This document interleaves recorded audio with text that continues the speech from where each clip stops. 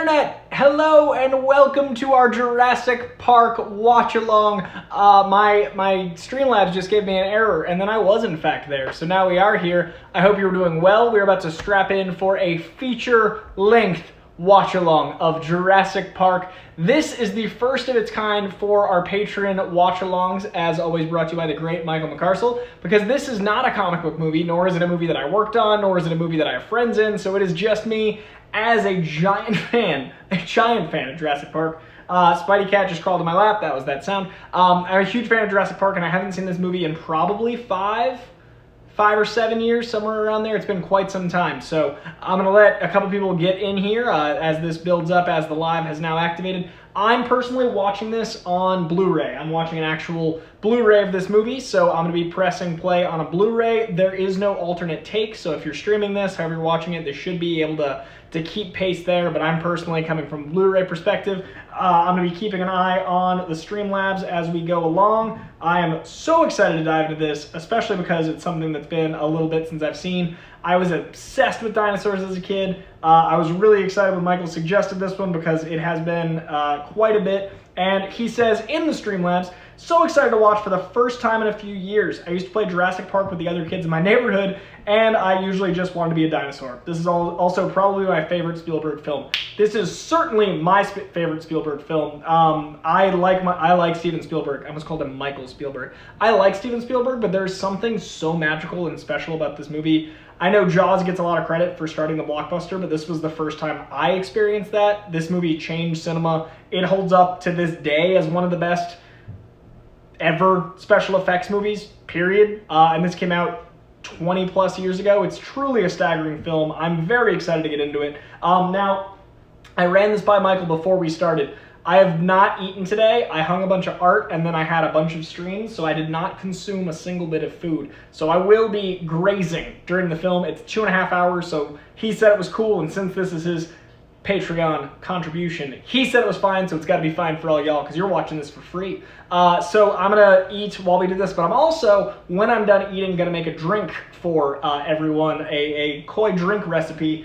I haven't done comic books and craft beer in a little bit, so I thought it'd be fun to mix a drink on air, one of my faves, as tying into the movie as we go along. So it is going to be a Corona Sunrise that I make with about half an hour from now. So if you are a drinker, grab some stuff. I'm gonna drink a Corona Sunrise in about 30 minutes after I'm done eating some food. All right, so I'm gonna queue up my Blu-ray. Also, there was a slight delay because my controller on my PS4 died, and that is how I connect here. So I've dragged everything out and connected, so I'm like tethered to my television. So all apologies there. Quite the ordeal to get this all going, but it's gonna be worth it. All right, it is 3 minutes of vamping. The number of people in here has doubled, so I know they've had some time to get in here. I'm gonna press play on Jurassic Park on Blu-ray in about 10 seconds. All right, 10, 9, 8, 7, 6, 5, 4, 3, 2, 1, playing. Leaving menu, black screen, unauthorized FBI warning, copyright infringement, don't you do it.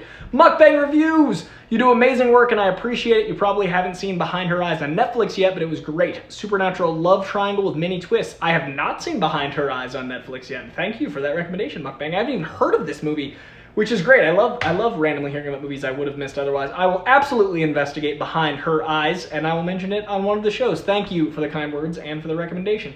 I'm still scrolling through the Blu-ray stuff, sorry. Availability of network-enabled features, blah, blah, blah. So I would assume that I'd press play at home now. Okay, Universal.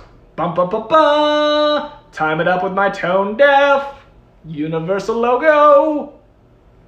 Okay, Universal is now all the way across.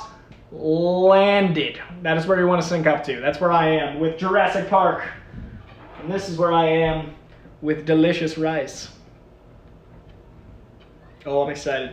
Good call, Michael McCarstle. Very good call. Now I've got the old Universal logo. Oh, man. I haven't seen the old Universal logo in forever. And there's no sound. It's just the sounds of Jurassic Park. That's exciting. An MCA company.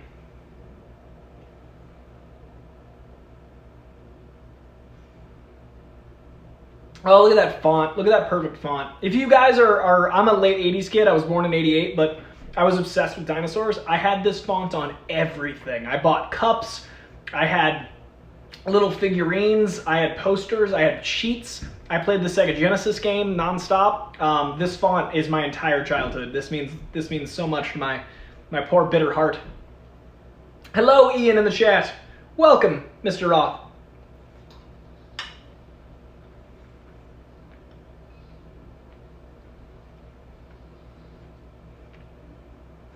The immediate ominous tones of this film. Spielberg is so good at shaping a world, and I know Jaws has its merits, and I know Dan Merle would hate me for saying this, but I think this is his best world building. You're just so immediately in. And every supporting character is so likable. I mean, not likable, memorable. Every supporting character is so memorable. This guy, I still say clever girl.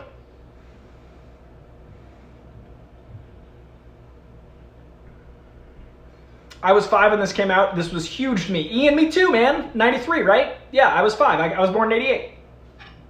Yeah, this movie was my entire childhood. This and The Simpsons were everything. And then Spider-Man wasn't popular yet, but when Spider-Man got popular, I was able to buy the toys that I always wanted. But yeah, comics, Jurassic Park, my shit. I remember those. Lance, I used to have the toys with the skin that came off the dinosaurs. Those were the days. Like the chunks and like the hindquarters that T-Rex would rip it off, and you'd have like that really rubbery skin.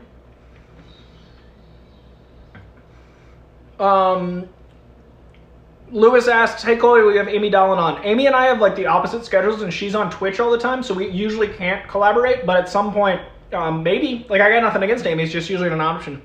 Mukbang. You're eating on screen, so this is Mukbang. I love Jeff Goldblum since Invasion 78. He has presence on screen like you. Thank you, good sir. Jeff Goldblum is a hero of mine. That means the world. I appreciate you. All the guys just standing around heavily armed spooked me out as a kid, right? This is a very intense opening. Killshot, seen this at the drive-in when it came out. Memories. I've re-seen this in theaters 5 times. I've seen this in drive-ins. I've seen this at theaters. I love this film. Michael was born the year this came out. Young buck.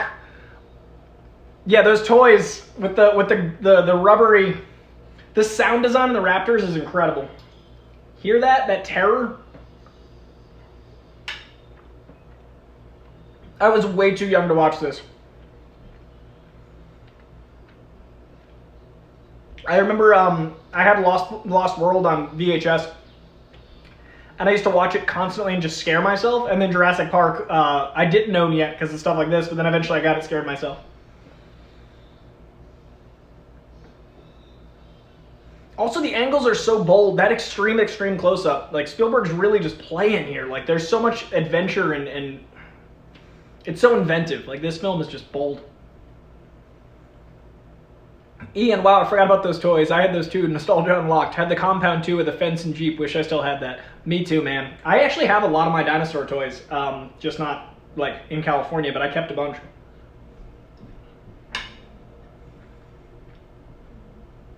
Every supporting character is interesting.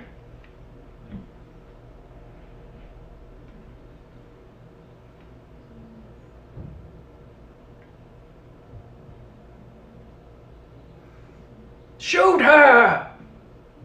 Doug Carter says. My friend and I didn't have toys from the movie, but plenty from the sequels. Michael McCarstle being born the year this movie came out. I love that you love it. That means a lot. Lewis Cox, I love the movie, but I didn't like the OG toys. Oh, I love the OG toys. But I respect your opinion.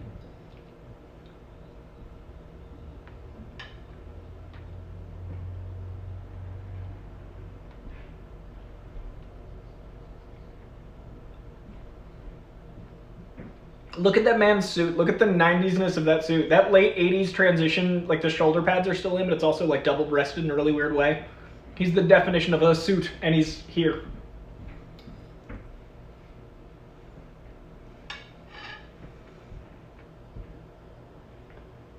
Ian Malcolm, too trendy.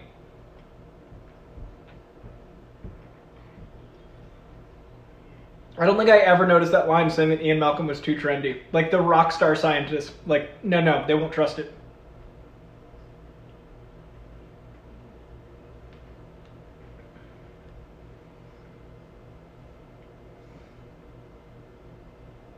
Do you remember that toy being and everything? I always thought that bubble on the left was an eye. Like, I thought it was like this really exaggerated eye. It isn't. It's a bubble in the amber.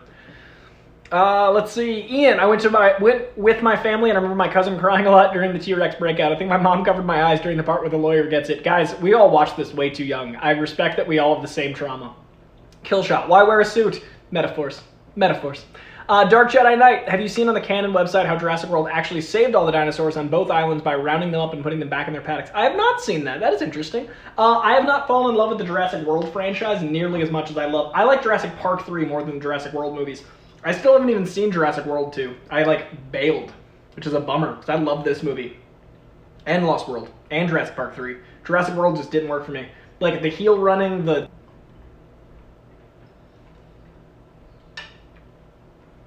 Enhance. Enhance.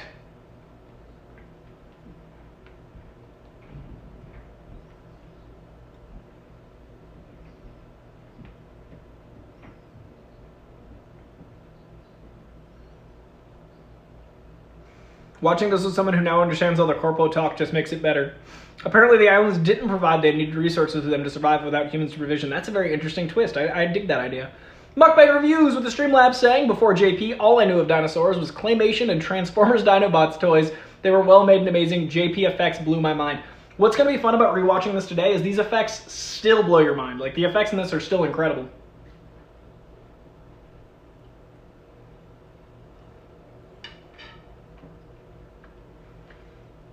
This poor child. This poor child's about to live a very different life.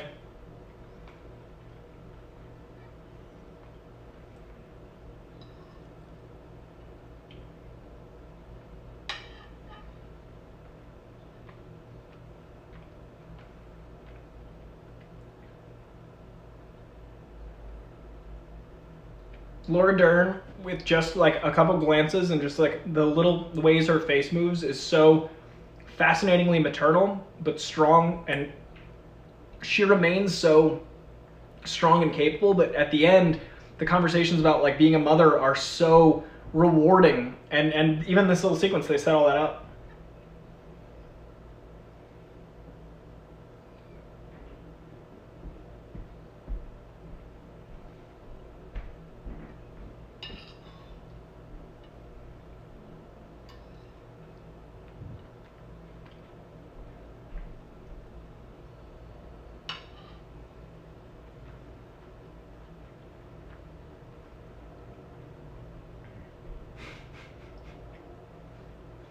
Alan eviscerating a child in the middle of a desert.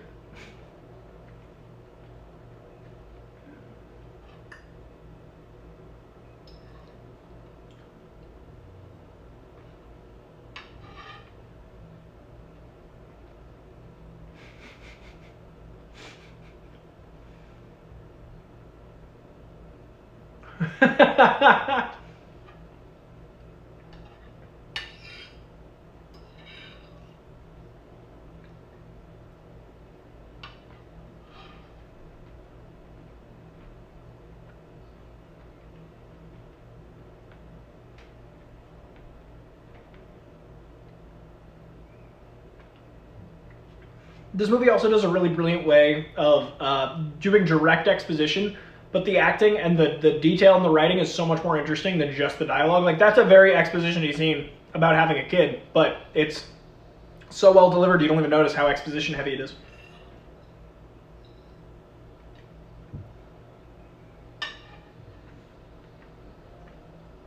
Yeah, way to destroy a 65+ million artifact. Years, not money.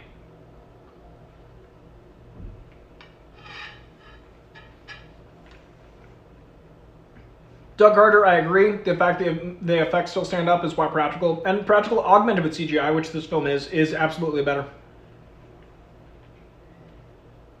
Feathers became a thing around the time they made this, but yes, what an introduction. But they thought they would go with the scarier look of how they are as opposed.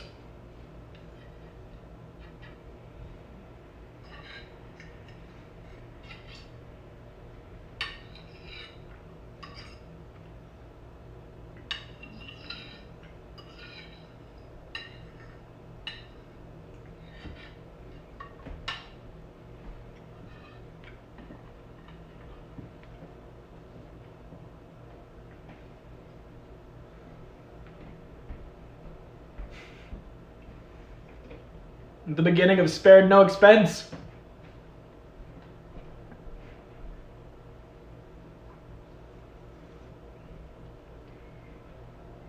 Dark Jedi Knight asks, do you wish the dinos were more scientifically accurate? I'd love to see both the Raptors and T-Rex with feathers like they actually had. I'm okay because this is a monster movie, and like the fact that they're all manipulated through cloning, they're invented in a human lab. They had feathers, I think, in the third one. I see both sides. I like that they're terrifying, but I've seen, coverage of the concept art of how they might look with feathers could also be terrifying. We might get that in the next Jurassic World, but I love this look. But I also grew up with this, so it's going to be hard for me to think that anything else is going to be better.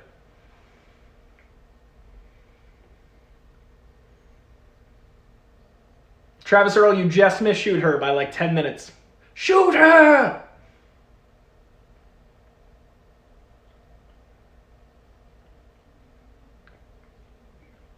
Get that Moe, that desert Moe. Look at the old Keebler Club box of crackers from the early 90s. I ate so many of those. Even the background stuff is nostalgic.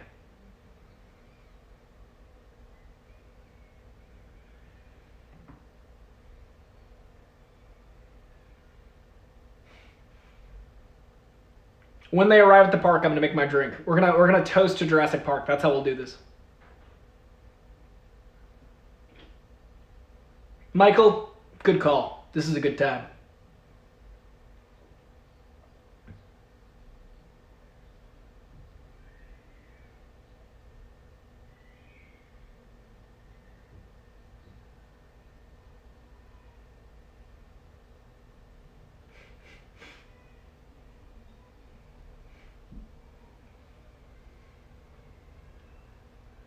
The music swelling, John Williams, you classy son of a bitch. Making this emotional. Mr. Ian Roth, also not a fan of gin unless it's aviation, apparently. I don't like much gin unless it's aviation myself. I misplaced my gin and coke. Find it, good sir.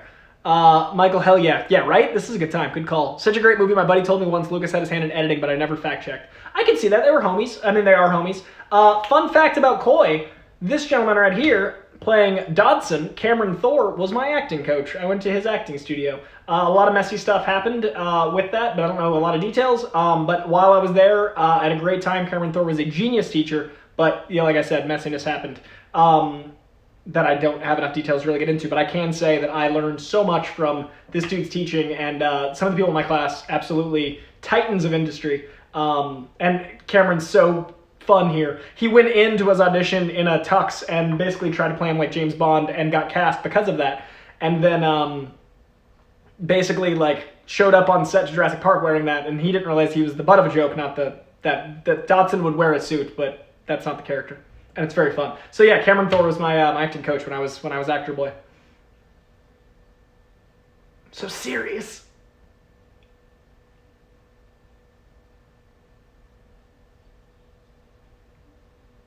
Mukbang asks, is Jurassic Park a kaiju film? Could any of the JP dinos challenge Godzilla or Kong? I think T-Rex might be able to get Kong if he's more traditionally sized, but I don't think that T-Rex or anyone could mess with a full size, either of them. Now with true American standard, they're the size of buildings, so I don't know if there's an option for them to challenge at that level. But Kong, back in the day, I think T-Rex could take OG Kong, personally.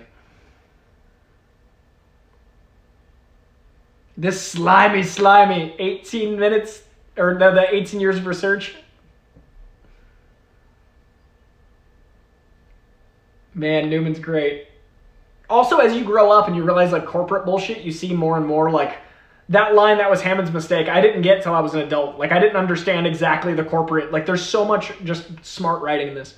I can't remember if I saw this theory, but I've seen the idea that Hammond is more of a villain than anything. He's fairly villainous here. Like the Sparing No Expense, he's like a corporate oligarch. There's a lot of nefariousness there. I'm there. And he's more of a villain in the book. Yeah, I've heard that as well.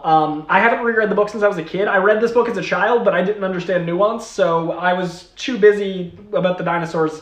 He is definitely aggressive in his choices. Ian Malcolm.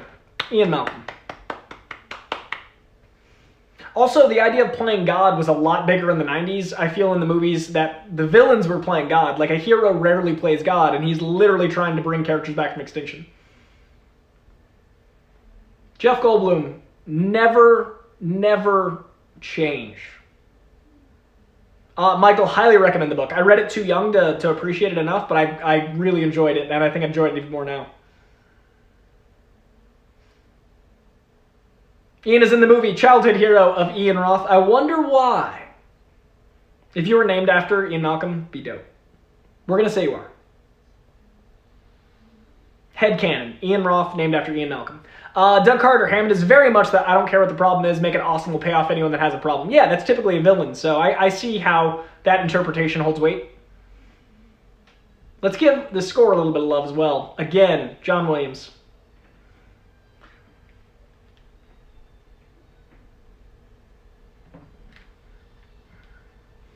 Ian is accepting his heritage, and I think you are as cool as Jeff Goldblum, sir. Well, as close as anyone can be, because it's impossible to be as cool as Jeff Goldblum. The beginning of some great foreshadowing at the belts here. This comes up later. What happens with Alan Grant's belt becomes a throwback later in the thing. Even how he puts a belt on is cool. This island is beautiful. I've been to this island a few times. One of the cons I do, Amazing Con Aloha, is set right across like 40 minutes from this area. I've visited this very park a few times. Actually, myself and Perry have been right near this waterfall. Perry and I did a whole Jurassic Park tour, so I've been right here and it's stunning.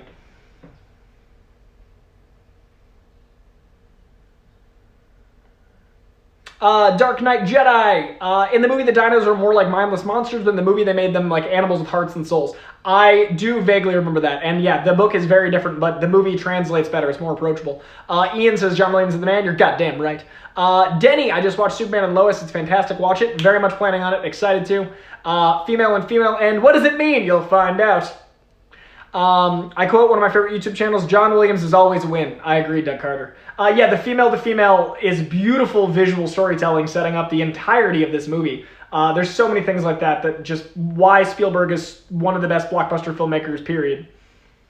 Every time I see a Jurassic Park Jeep, which there are plenty in LA, it excites me like the first time I saw Jurassic Park Jeep. All right, they're on the island. I said I was going to make a drink when they got to the island. I'm going to do that, and I'm going to teach you guys a Corona Sunrise.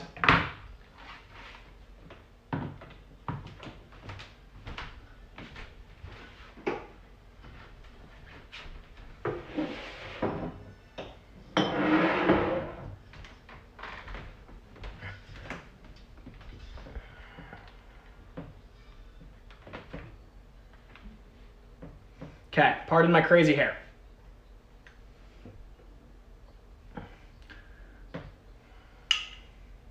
Corona, step 1.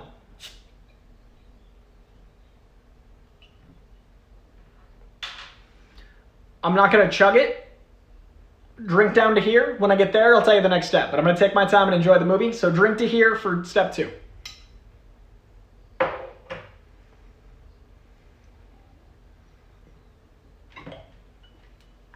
That guy's such a lawyer, and he goes out like a lawyer. All I need is family and Corona. You're goddamn right. You can have any beer you want as long as it's a Corona. Michael forgot his drink, so for once I'm drinking and Michael McCarstle. Usually there's been times I couldn't, and he has, and here we are. So Ian, picking up the slack. Michael, we're drinking in your honor.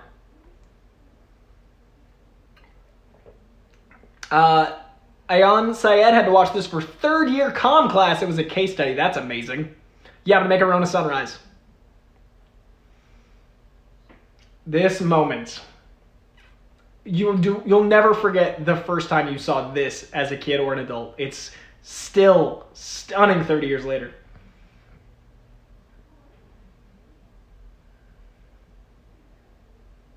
That's cinema right there. That is.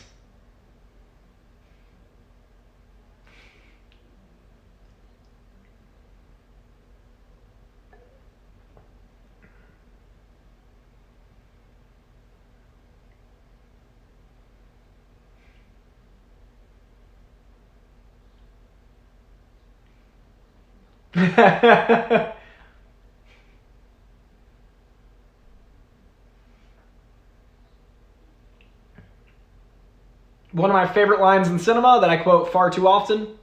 Mukbang!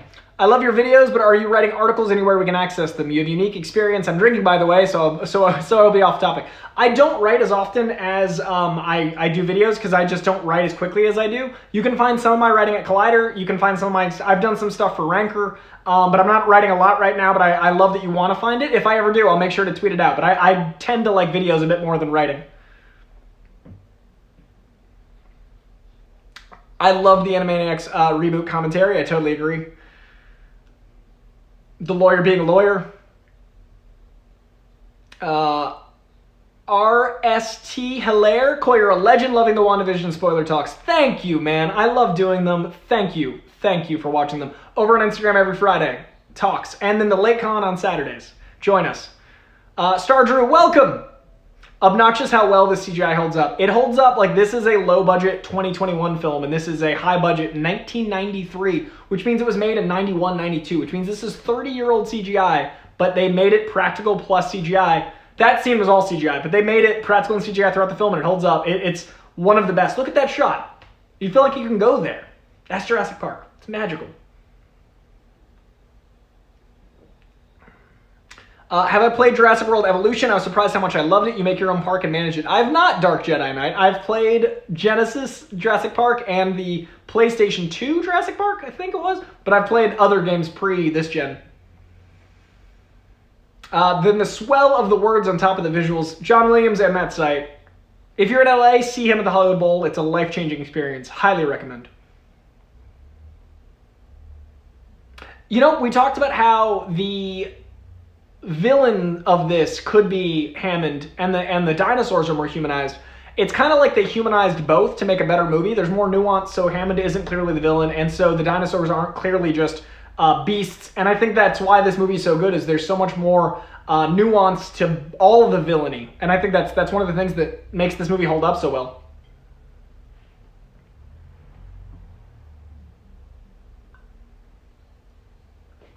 I would go to any museum that had this exact setup. I've seen the Triceratops Jurassic Park many times in LA, and I want this setup. I love dinosaurs.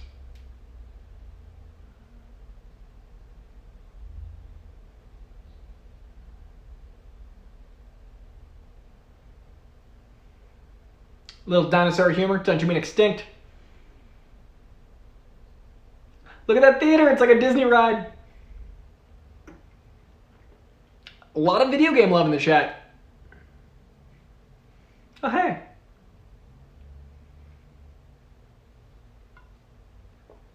Little throwback humor.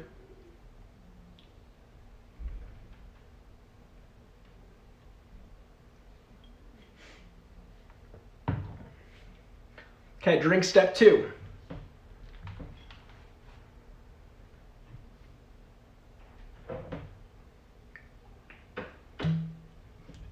Two shots of tequila. I'm only doing one, but you can make this 2 shots. 1 shot of tequila.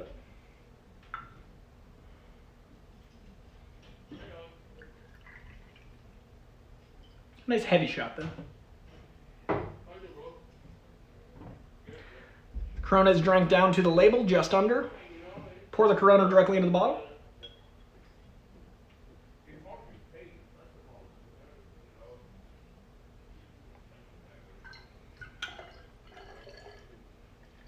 And that should be just under the neck when all is said and done. If it's 2 shots, it'll be just up the neck. Ooh. All right. And you get orange juice.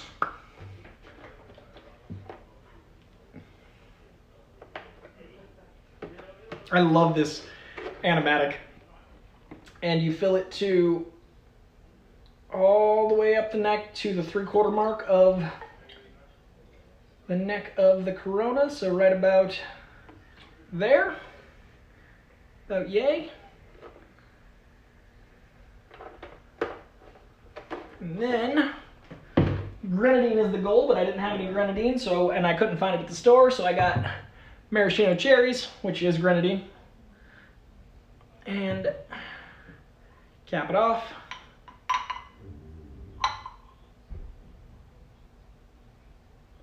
That is that final third. And then it becomes this beautiful sunrise color. And that is a lovely summer beverage. And Jurassic Park is the ultimate summer movie, or one of them. Corona Sunrise, you lovelies. Cheers to you. Yeah.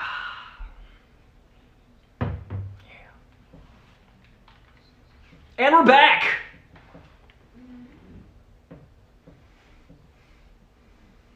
The voice acting of the DNA, exceptional. More game hype. Dinosaurs aren't the villains, they're more victims than anything. I totally agree, and I think that's more translated in the movie. There's a T-Rex named Sue. I've always wanted to go see Sue. I didn't know that she was in Chicago. I will do that as soon as I can, Doug Carter. Thank you. This drink sounds really good. I love me a good beer cocktail. Me too. Drink sites.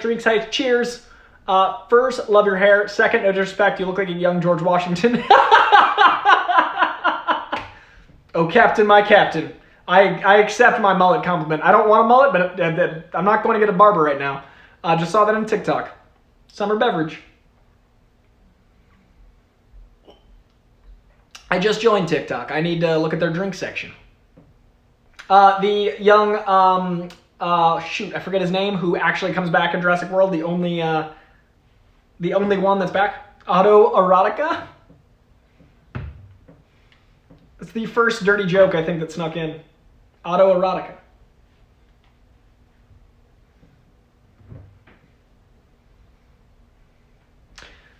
I also researched dinosaurs obsessively as a kid. Thank you, BD Wong. My buddy BD works at comicbook.com, and I always forget that they share a name. That's why it threw me. Yes, BD Wong, who comes back in Jurassic World, the only actor to pop up in that many things. He is such a great science guy.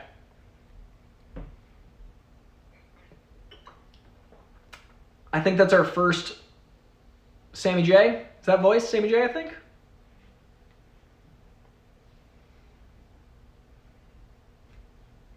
Look how young BD Wong is, 93.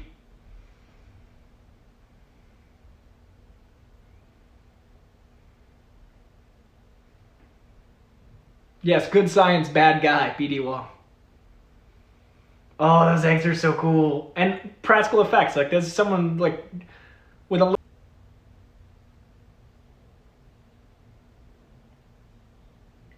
slight disconnect, but we're still here. It just glitched. I saw a little pop-up. Apologies there. We are now hatching a Velociraptor. Hopefully that doesn't mess with the time tracking.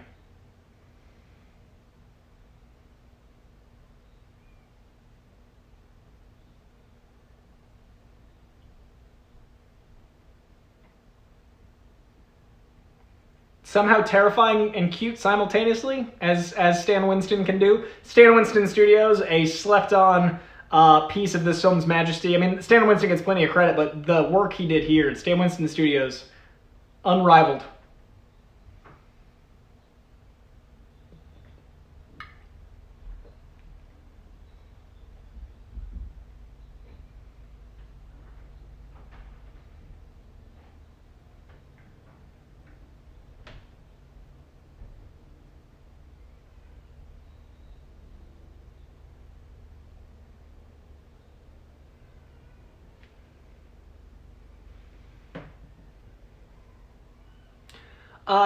Mukbang says, I never read JP, but I read Disclosure and later disliked the film. What books have you read that were disappointing on screen?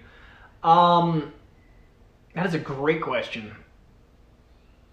What books have I read that were disappointing on screen? The Dinotopia movie, a show, was awful, and I loved the book, speaking of dinosaurs.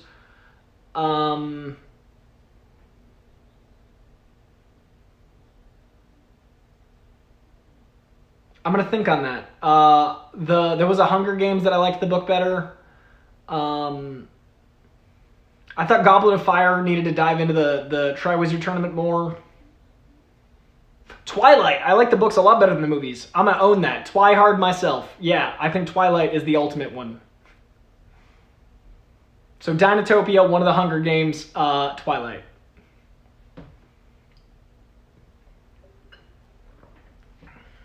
Oh, I Am Legend. I Am Legend is the ultimate one. I Am Legend is one of the best stories and one of the worst translations ever. They didn't understand the meaning of the book, and the ending negates the book's purpose. I Am Legend is the worst. I love Will Smith, but I Am Legend is the worst adaptation because it negates the book in its own way, in my opinion. And he's holding it like he was holding the claw. Look at the visual. He's wielding it as the claw is weld.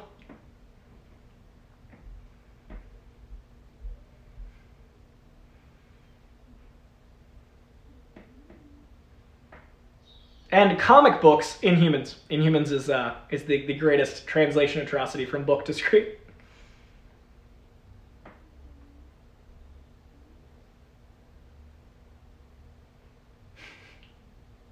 Another super traumatic scene for children. Jaws on an island with dinosaurs.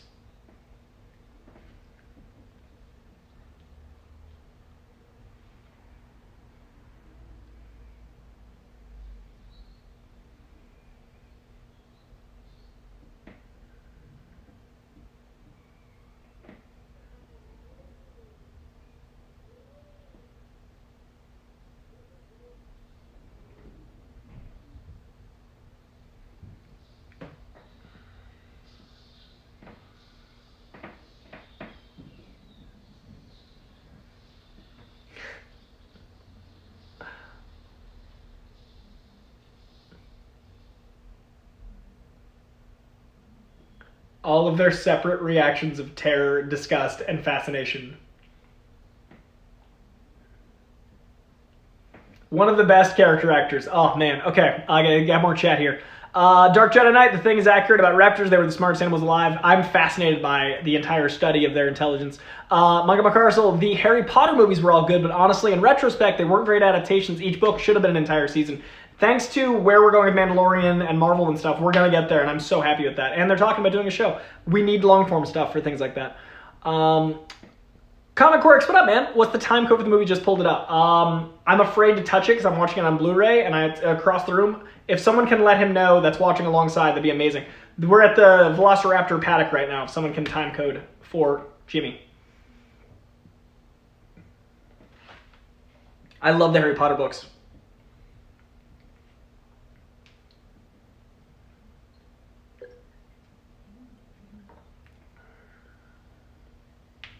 Thank you, Ian. And Doug.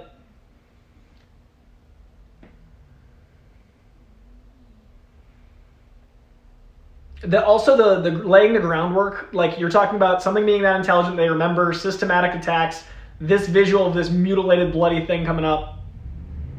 Act 1, brilliant groundwork.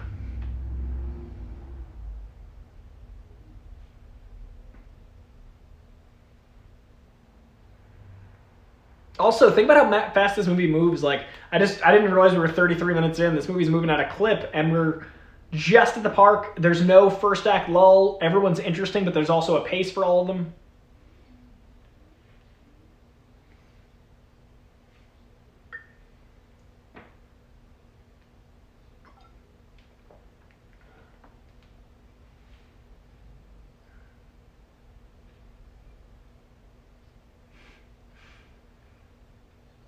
He gets to be the monster that Hammond isn't.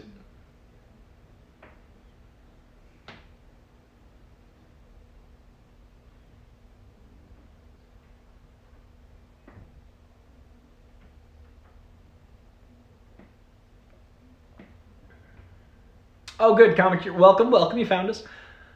This entire speech is incredible. Then I'll get back to live chat.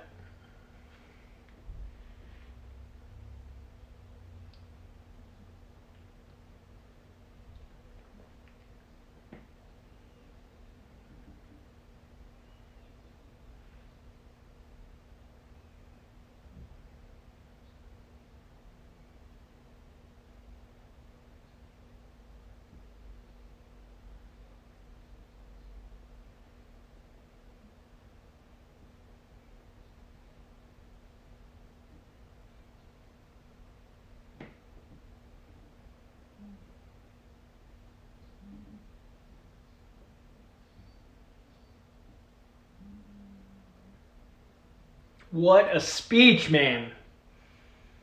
Also, I love that his jacket is ripped and self-sewn back. Like, I love that his right shoulder has that gash in it. There's just so many character details in the wardrobe.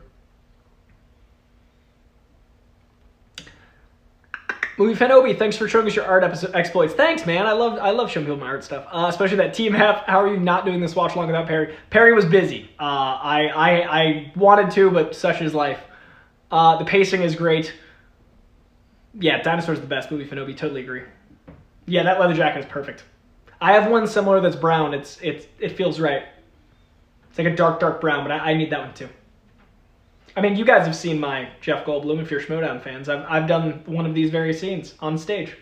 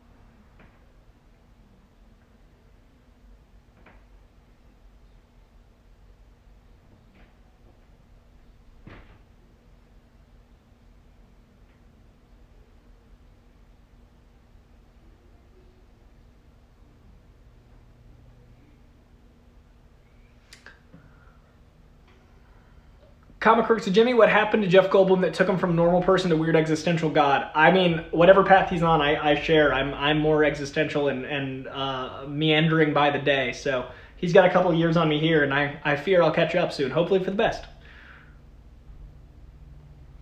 Ian, the subtitles are different for the speech here. Do they use the script for subtitles? Sometimes they do. Sometimes it's just a bad dub, like someone reading it over, but it should be the same. I want you, Perry, and Cody from Collider to do a group watch-along. I miss those Collider watch-alongs, man. I miss that era.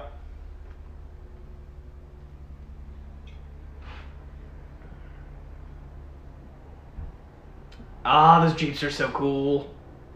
I guess they're Fords in this case, but whatever they are, those vehicles are dope. The automated...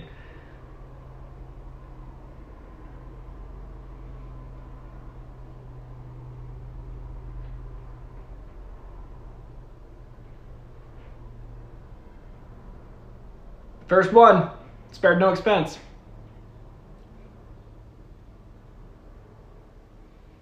Cutting edge technology in 1993, and it was.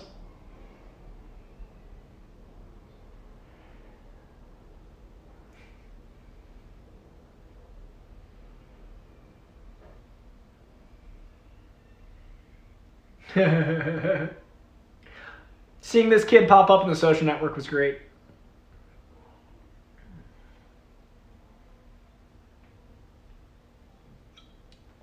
Yeah, see, we already had the feather theory at this point. They just wanted to make them look cool, so they didn't have feathers. We knew what we know, in that arena at this point.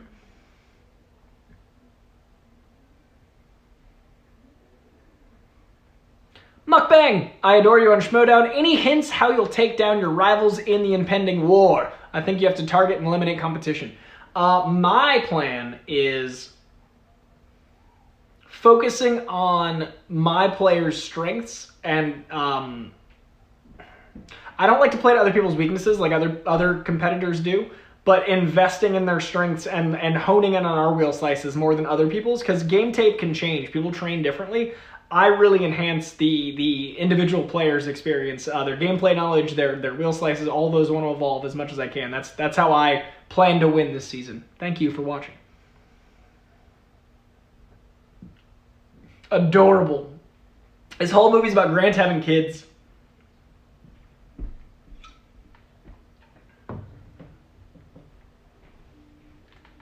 There he is, Sammy J.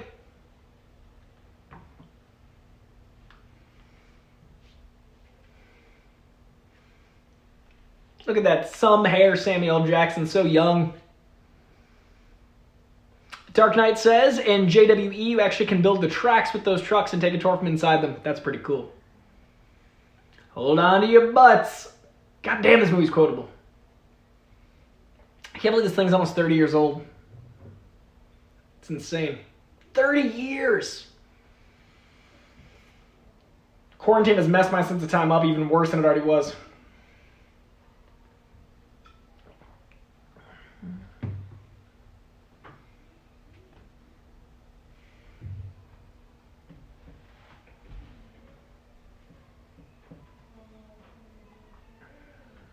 Oh, the gate.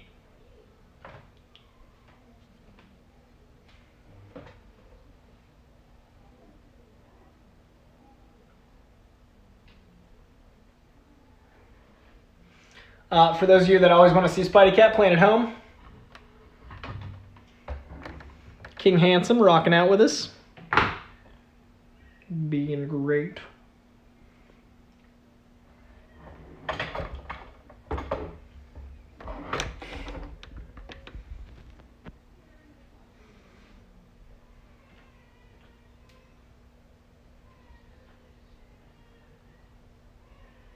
Everyone's zoo experience is, well, they don't always pop up.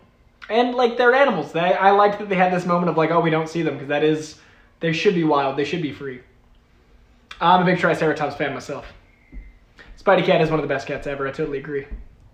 Ian bought some old comics today, and they had Spider-Man on the cover celebrating his 30th and 92. I thought, oh, the 50th is coming up. I was wrong. 60 years of Spider-Man.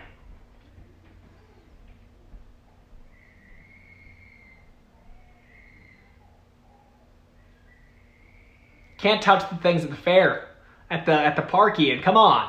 I should look up the new and more realistic design of Spinosaurus from JP3. Oh, I love that design. Yeah, the Spinosaurus in that is so cool looking.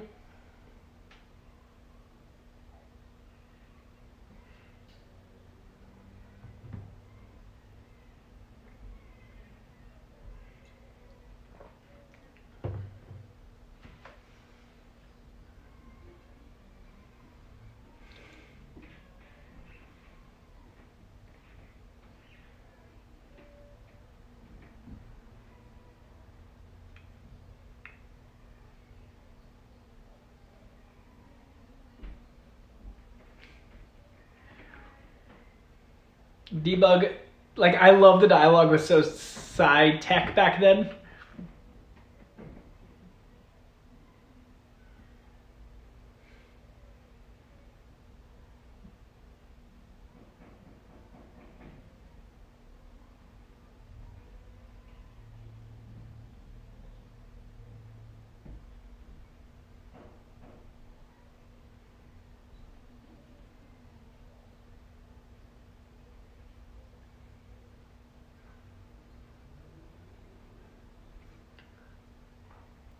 Is there a pillow with your face on that Spidey Cat can curl up when you're out? By the way, when you travel during quarantine, did Spidey Cat travel okay? He seems chill but curious. Yeah, Spidey, I haven't traveled much, but every time I've needed to move or go anywhere, Spidey's been awesome. He's the chillest cat in the game. But he doesn't, unfortunately, have a pillow with me, so I always leave out clothes, so he has the scent. Because this is my very handsome boy. Oh, got a big old cat stretch. He's the best.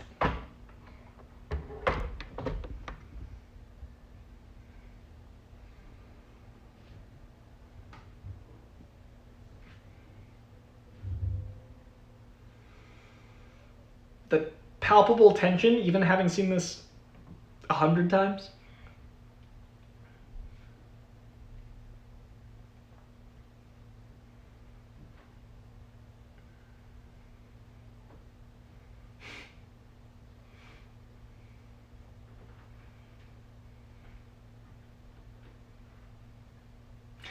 The basis of the entire Schmodown speech and subsequent awesome team up with Winston and Stacy.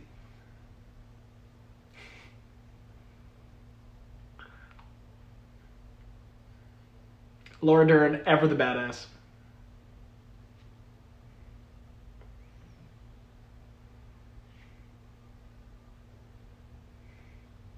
Also, it's great end of first act world building that they're trying to entice creatures. They're trying to see, like, they're poking the bear, and then the other two acts of the movie are the bear poking back. But it's a bear, so a lot more violent than poke.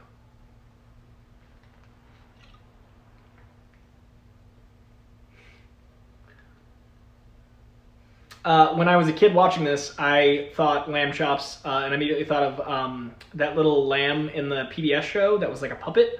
And I equated that for months, and it haunted me that someone would eat that.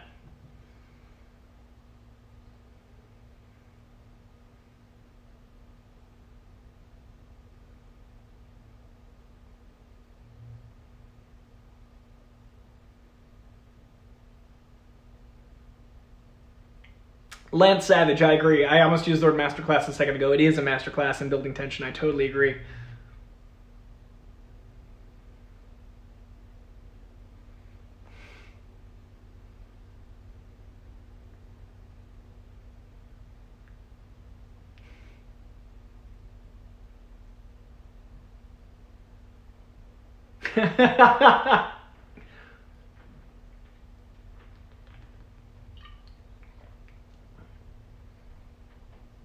Into the second act, we've met the dinosaurs, things are escalating. A beautiful description of chaos theory that the entire planet still references and is a very astute assessment.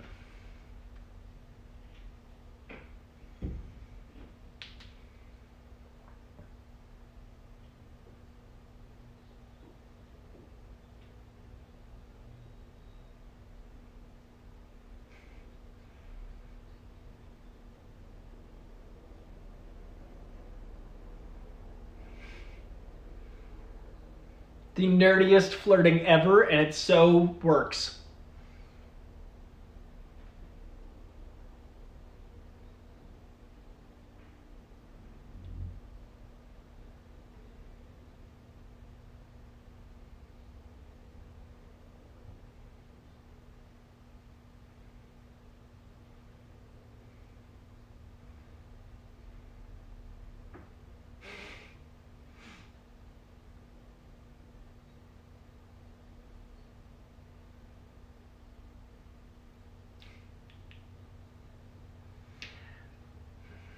Grant's about to lose his girl. I mean, who can blame him?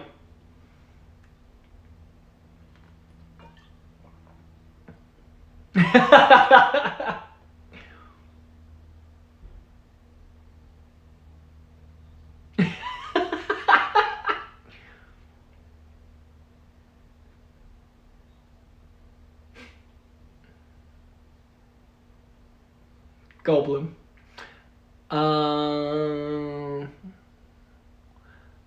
Yes, I hope the next movie can be something. I will try to see it because the whole cast is coming back, but my expectations are low. This movie was Jeff Goldblum's audition for everything he's ever needed, because if you watch this movie and don't think he should be in something, you're wrong. Jeff Goldblum for everything. His Disney Plus show is fantastic.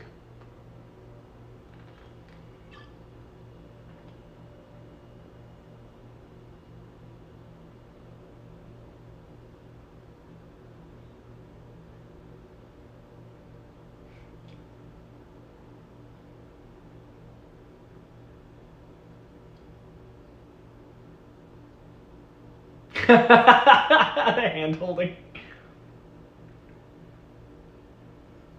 This is the first time as an adult man, like, that I realized this whole movie is just about Laura Dern and not Grant and children. Like, I just never picked that up as a teen or early 20-something. There's so much of that in this dinosaur movie.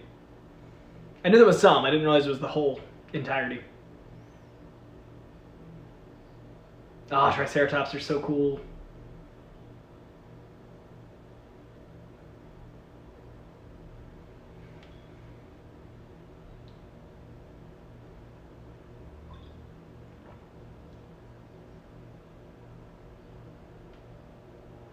Look at that beautiful animatronic. Look at that stunning bit of physical, incredible special effects.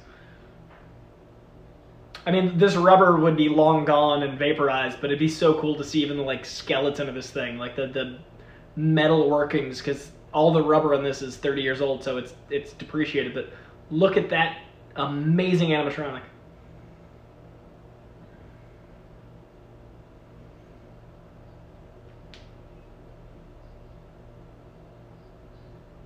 I love that it's got like elephant skin. I love the details. Oh, it's crazy and gross and gross.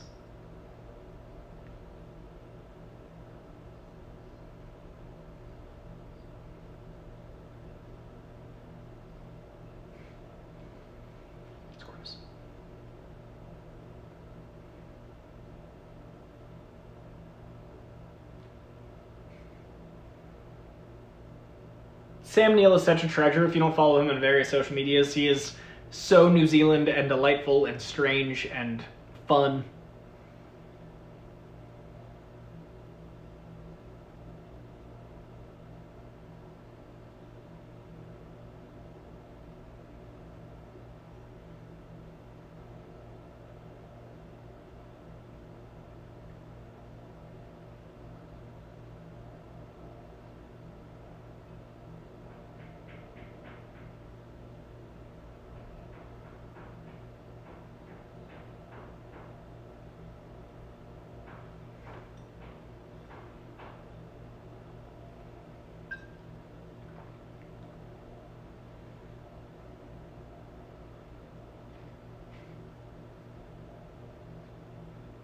Space age technology.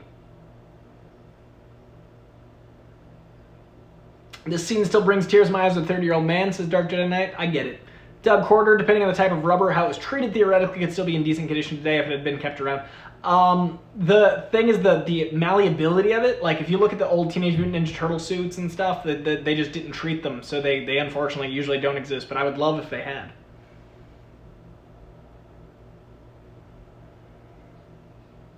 Mukbang! Off topic, but it's still the shortest month, Black History. Have you any recommendations? I can rewatch Moon Knight and see new things. Any Black History Month recommendations?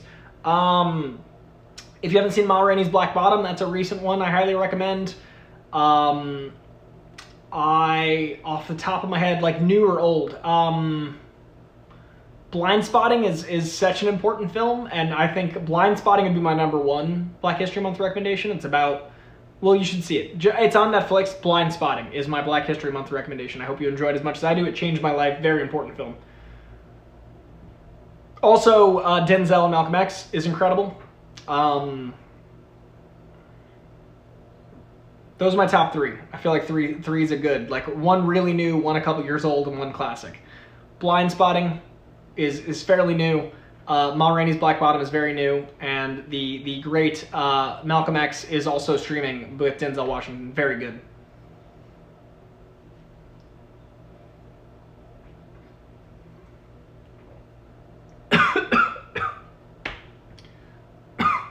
I found the tequila.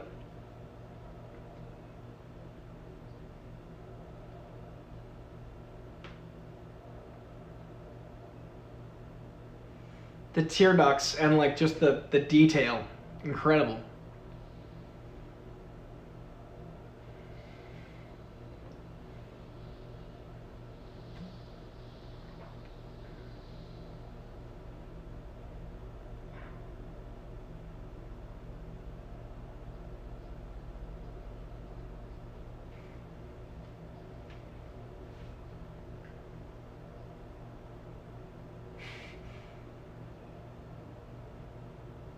This is how all computers looked when I was a kid, like these giant behemoths. My dad worked for Xerox, and seeing these old computers just makes me so happy.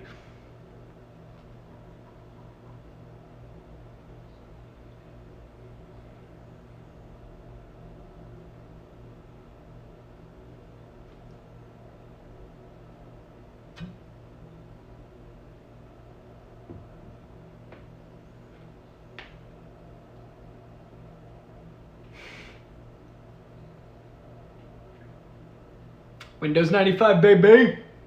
I agree, Ian.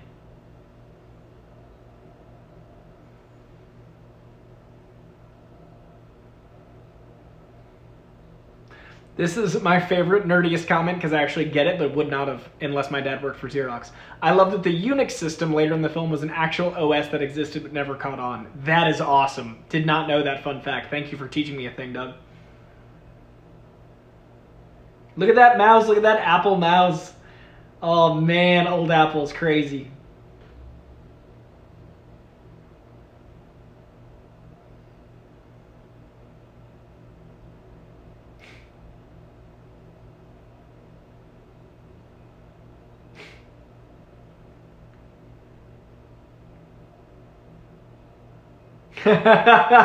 Anything at all can and does happen. Are you married? Occasionally.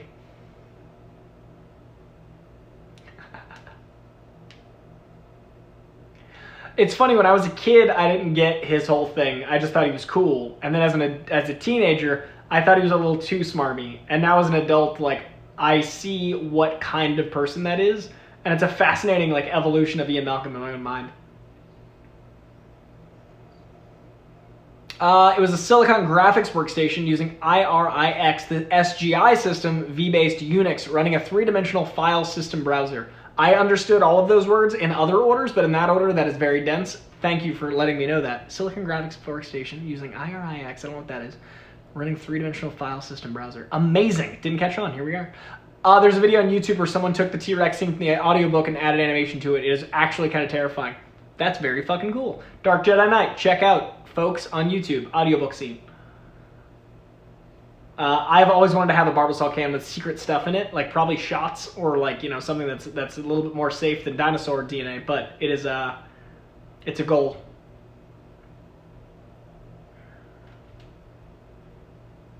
I love a good pan flute as well, and this is an excellent use of pan flute. Michael McCarstle, I swear SLJ has barely aged since this movie. Samuel L. Jackson doesn't age, he just says fuck and scares nature away. He swears with such a beautiful poetry that time itself doesn't pass by him. That's the trick.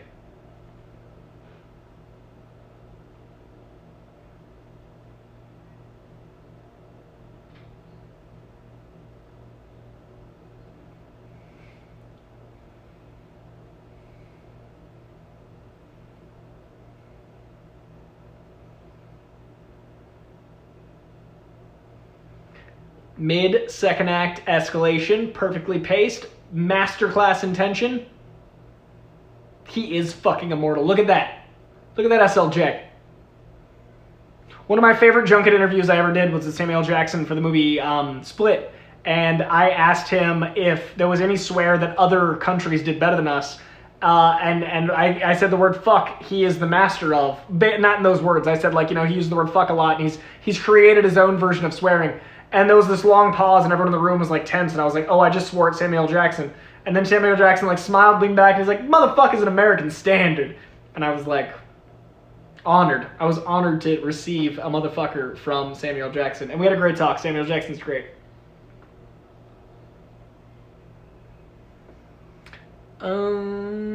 If I ever have a mansion, I want Jurassic Park gates as the actual entrance. Yes, yes, please. That'd be incredible. Good choice.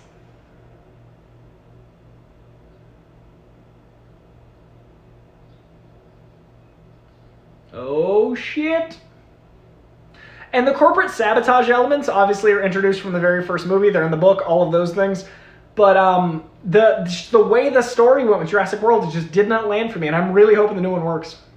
Because rewatching this and seeing all that setup, like, it is interesting. They could do something else.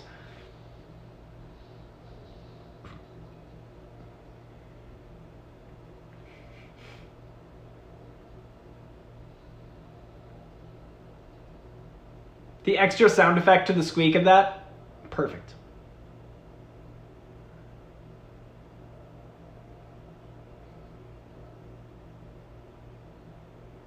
Hold on to your butts.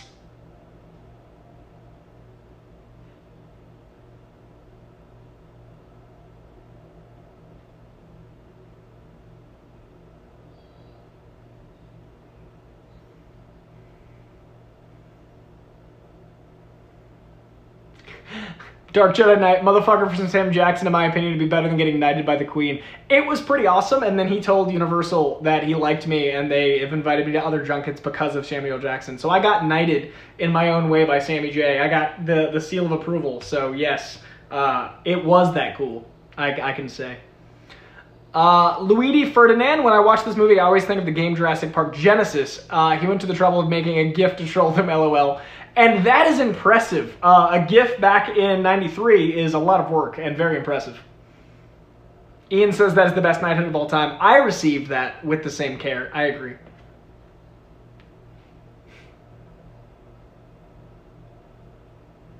Mukbang!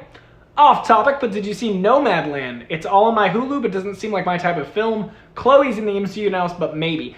I have not seen Nomadland, but I'm going to watch it before the end of the month because I do a movie rating system where I rate all the movies I've seen, and I want to see it before The Eternals. So I will be watching Nomadland, but I haven't yet. A lot of people said it was in their top 10 of the year. I didn't see it in 2020. I'll be watching it ASAP. Very excited to check it out, mukbang. But I have not seen it yet, but it's on my list. Perfect escalation of tension. I agree, Michael. It's insane how well this movie just moves at a clip. Like the sound design of the rain mixing with the goat, knowing what the goat represents, knowing that it subconsciously makes you see them as prey because you know the goat is prey, plus the tension of the rain. It's just genius. And now we've got the perfectly set up earlier water that gives us one of the most iconic visuals of all time, much less in this genre. Those goggles are also dope. Those night vision goggles, I would like those. As an adult, I would wear those. And I like that they match the cars. Great branding at Jurassic Park. They got the whole dinosaur Disney thing down. Like, they really got the branding concept. And that... I miss that element. I think that's why Jurassic World doesn't sing to me as much.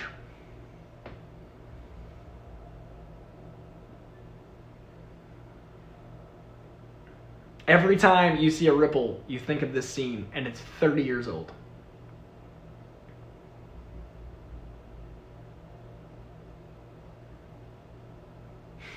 It's not what power sounds like, lawyer man. I mean, I guess a transformer exploding in the distance? Nah.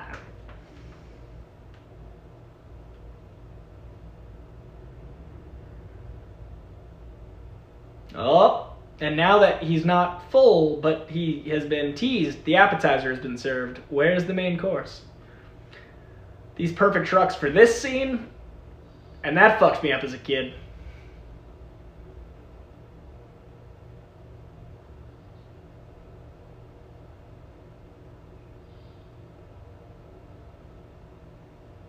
There's a guy in Etsy selling 3D printed version of the goggles for $450. Doug Carter, that is awesome. That's amazing that exists. That's very funny. This T-Rex holds up so fucking well. That thing is terrifying.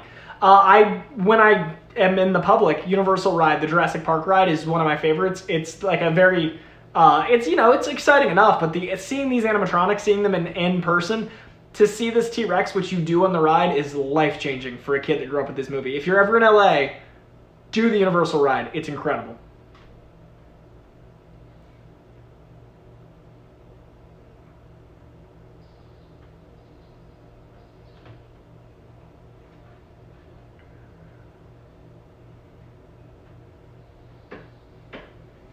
I want filmmakers to take note how little dinosaur screen time there is and how much tension there is.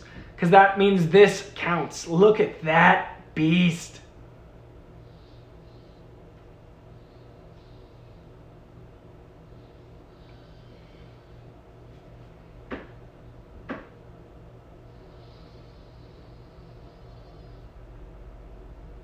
Look how good that looks today.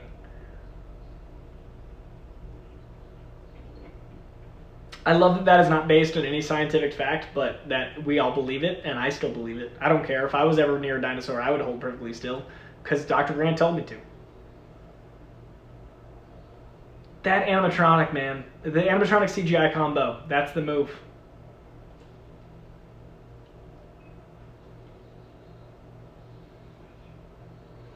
Yeah, the Foley and sound guys also do deserve 50 Oscars. I'm with you. And the slight...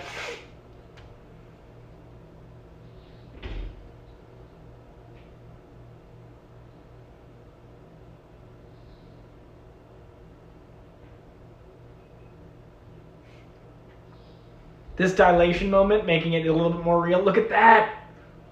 Genius. And they're kids. What else they like? Of course they're panicked.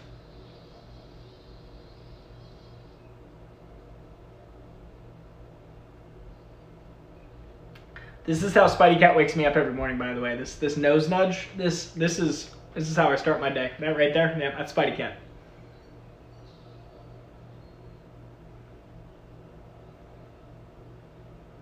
Ian, this is also my favorite movie roar of all time. That sound effect on his parents' computer with the audio cranked and run into the room like a maniac. I respect that, Ian. My favorite Jurassic Park sequel is Lost World. Jurassic Park is near and dear to my heart, and Lost World is my favorite sequel.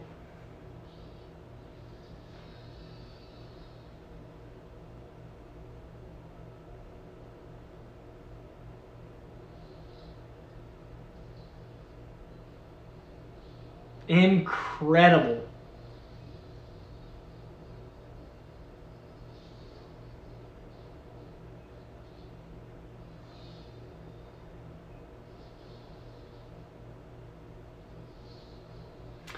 Doug says, if I remember right, the roar is a mix of a lion, an elephant, and a pig laid on top of each other and then played backwards. That is so cool. Luigi Ferdinand, Jurassic Park is the only Jurassic movie I've ever seen. I recommend The Lost World. I think The Lost World is a blast. A lot of people hate it, but I think it's a good time. I recommend at least that one. Also, the theme park elements of like this quicksand scene, all of the little things that add to horror movie elements, that shot. I just remembered. I had 3 Jurassic Park posters as a kid. That was one of them, the T-Rex roaring. I had a bunch of Jurassic Park posters I totally forgot about. Michael, this was legit my favorite movie as a kid.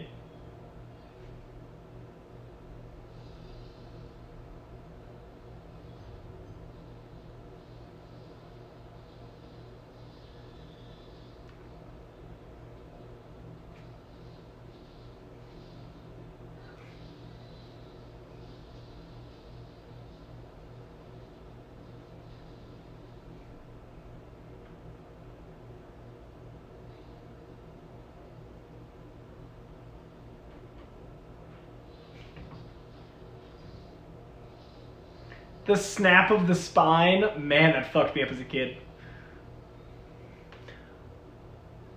Doug was definitely my top 5 with Hook and Princess Bride. Hey, Spielberg, man. And Princess Bride's incredible. I love Rob Reiner.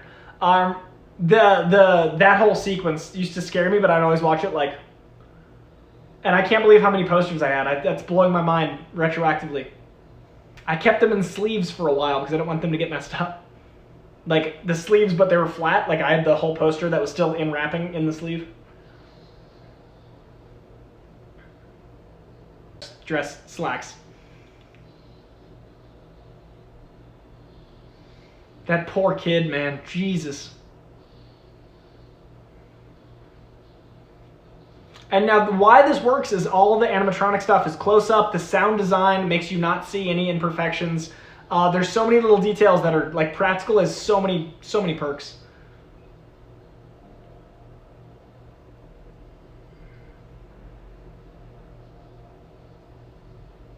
Apparently this cliff is very short in real life, like this actual overhang. And for safety, the car is actually a special effect.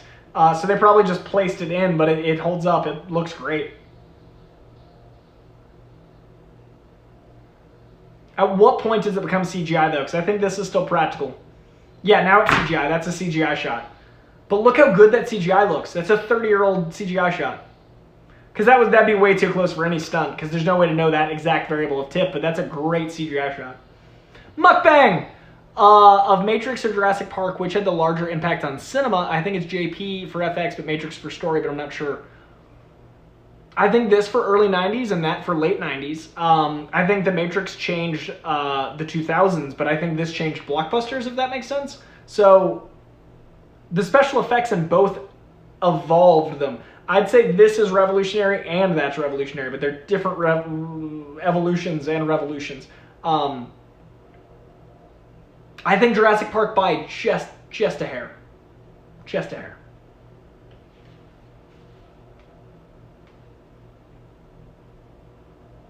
Yeah, man, that's a great question. That's really close. Matrix and Jurassic Park are both that for that decade. This was early 90s, that was late 90s, so both the same decade, but you know what I mean.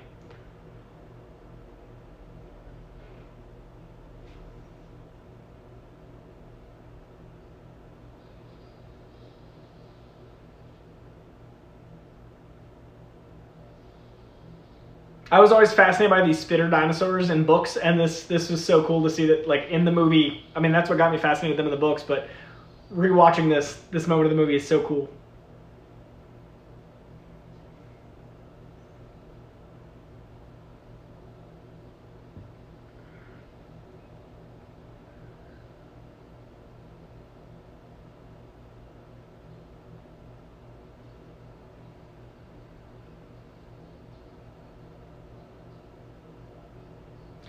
Doug says, I also love that even though it's a fight in the rain, they use the rain for more than just hiding CGI. They tie it into all in the scene to ramp the tension. Yeah, I totally agree, because it builds it like that does evolve.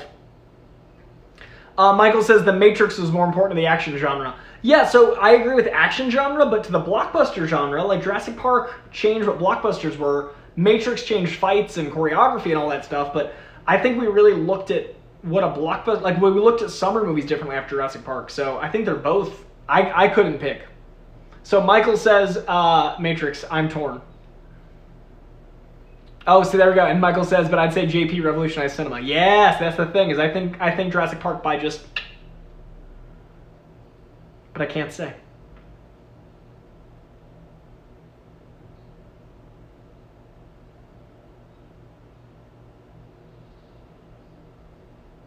Those cute little kitten sounds, kinda.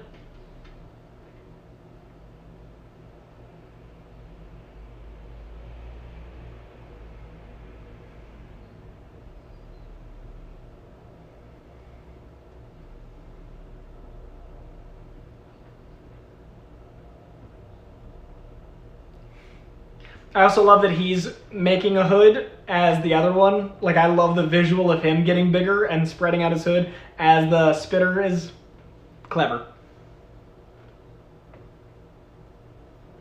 These things on the ride at Universal spit water, and it's part of the whole water ride experience. Again, highly recommend Universal. It's just cool to see these in real life.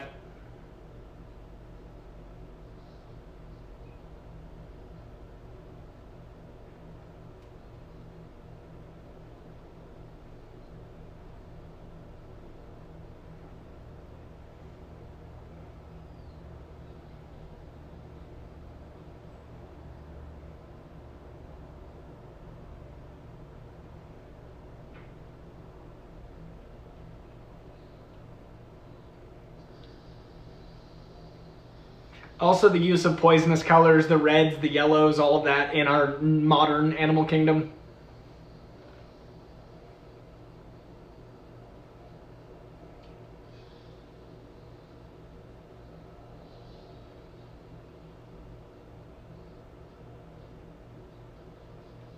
Great audio acting.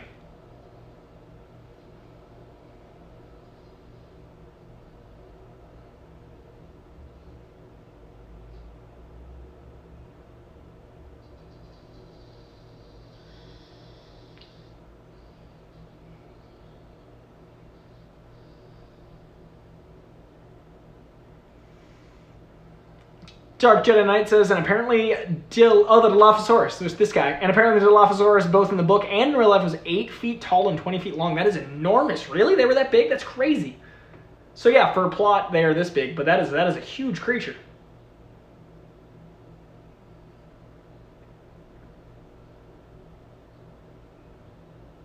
Yeah, his acting is so good. And he's such a dick. Like, you just hate him so much. But the screams and everything, it's Hitchcock level.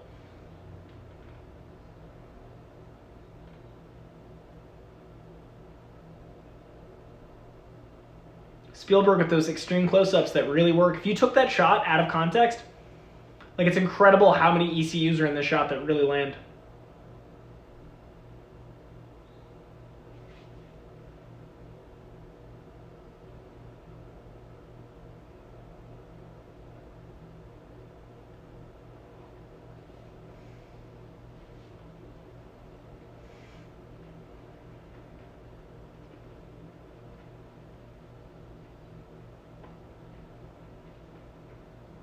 Mario, I highly recommend when theaters reopen and it's safe, they will 100% be putting this back in theaters.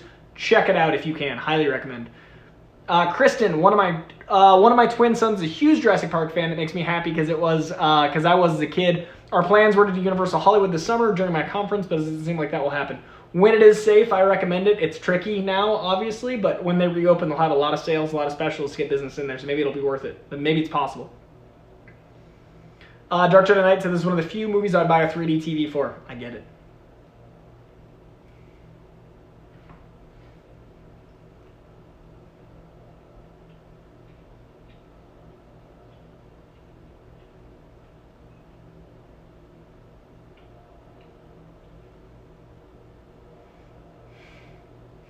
great kid logic, being embarrassed about throwing up.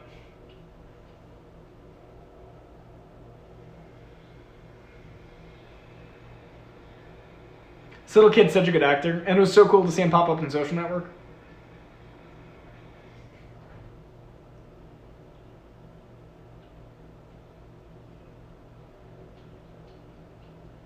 Great branding. It doesn't look like an ad, but it's a great ad for Ford Explorer. Look how tough they are.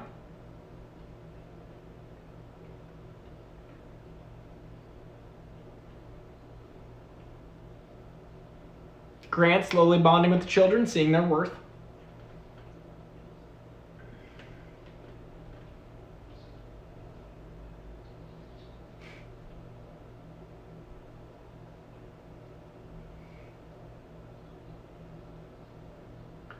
Great theme park ride moments.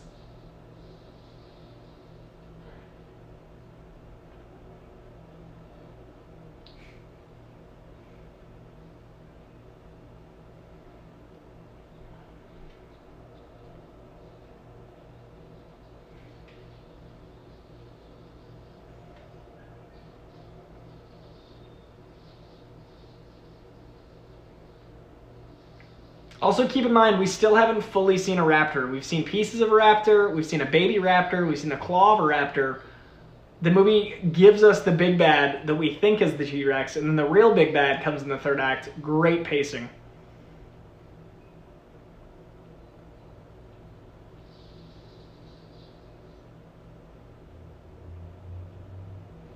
Comic Works, pleasure.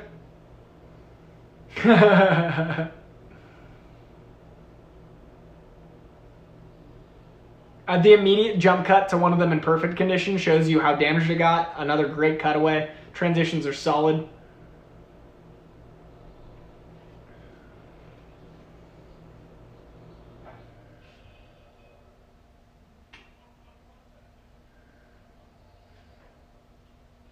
I would expect Timmy to come back as a cameo in the next film, yeah. They've got so much to cast, we'll have a moment.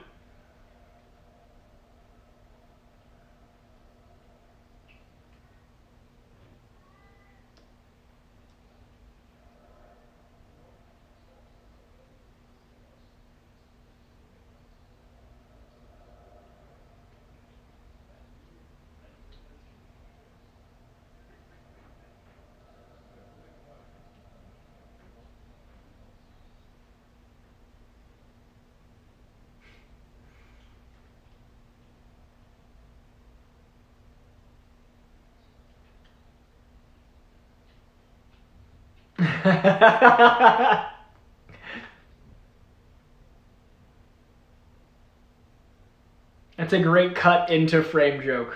Like, solid work.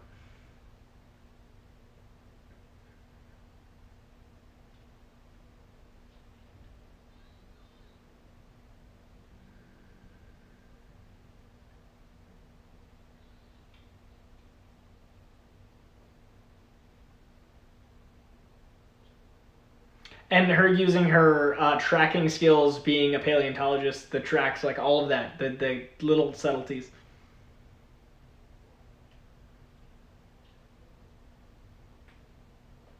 Dark Jedi Knight says, it's Vincent D'Onofrio's character in Jurassic World that's responsible for rounding up the dinosaurs from both islands and tying them to Jurassic World. Interesting. All right. Hope the next one's better. I really do. The use of the cup scene in a fucking T-Rex footprint. And him talking to himself again. Immediate throwbacks.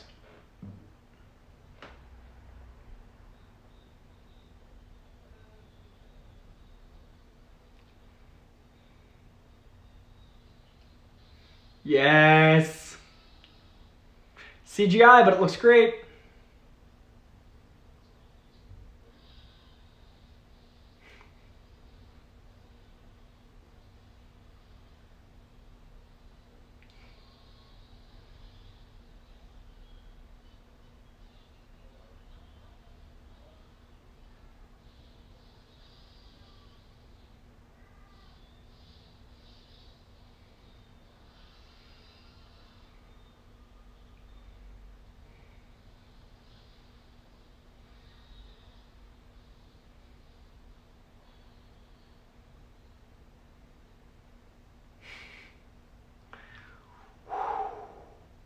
Even still.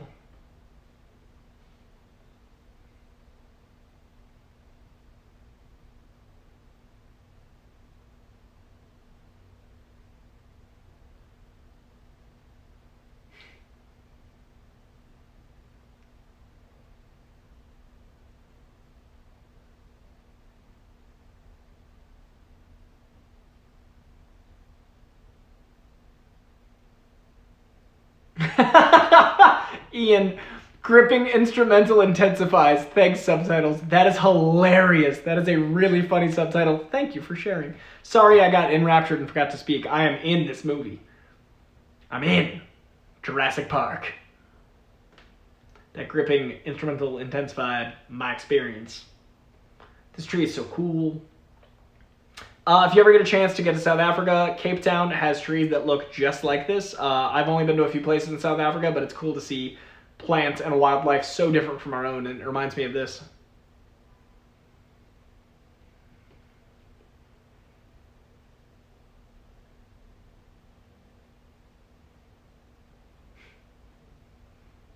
Also, the tree being so much like the animals they're calling to. It's a cool little visual cue.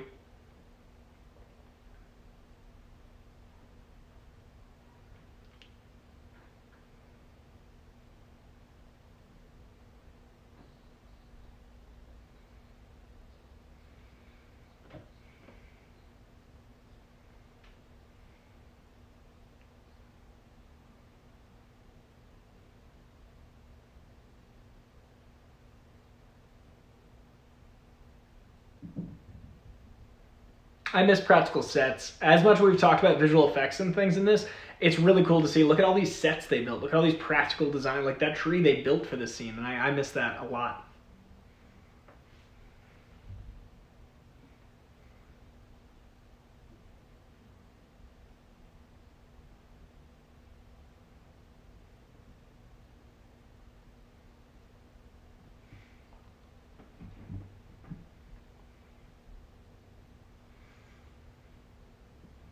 It's a great existential question. What does a paleontologist do that's surrounded by dinosaurs? And that's every industry, you know. They were talking about coding earlier. We're talking about all these things. It's. Do you think you saw us? Mukbang. Off topic, but it would be great to have. Off topic, it would be great when a dinosaur invades Wanda's hex. It would introduce mutants, but would be an epic crossover. Mukbang working the Jurassic Park WandaVision tie-in. Hey, everything's canon. Universal owns dinosaurs in Jurassic Park, but they don't own dinosaurs in general. And as I was about to say, Ian beat me to it, the Savage Land is coming. I guarantee, since the X-Men never went to the Savage Land, they will in the MCU. I think we'll see Mr. Sinister. I think we'll see a lot of the things we haven't gotten, and that's going to include the Savage Land. I expect Kazar, Savage Land, lots of the iconic stuff. I think we'll finally get Sentinels. I would say Sentinels movie 1, Savage Land by movie 3, or show. I think that's coming. Also, go to Universal because this stuff is all for sale. Not all of it because they changed their style, but the 90s are really popular right now. I guarantee they'll have a 90s throwback stuff. Dark Jedi Knight, I was just selling those at Universal. Not me, I'm just selling them as the concept. Go to Universal, buy them. Intelligent dinosaur persons. Yeah, Savage Land's gonna be dope. Also, another practical set with dinosaurs built into the walls. I want Universal to make this one of their restaurants. Like Harry Potter has where you can eat and drink at, like in that world. I want this. Maybe after Jurassic World 3, it'll be big enough. That'd be cool.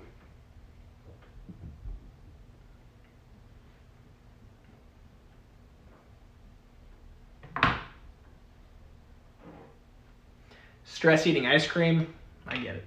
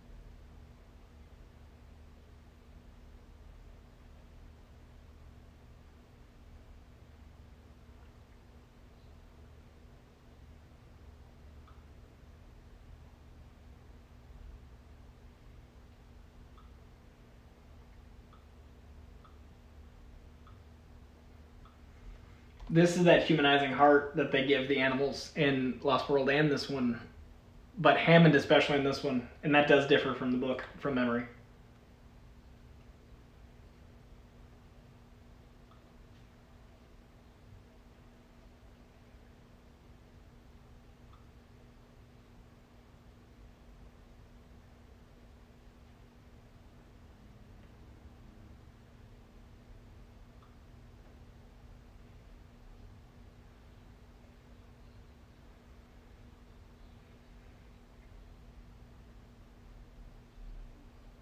It's funny, as an adult, my favorite scenes are the ones that I was bored as a kid because the dialogue is exciting because it's so much world building, and the T-Rex scenes are exceptional, but I'm invested in the acting in the dialogue scenes that I just was like, meh.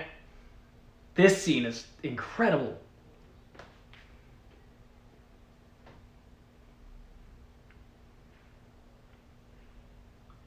Because this is a metaphor for so many more things in Jurassic Park. Genius.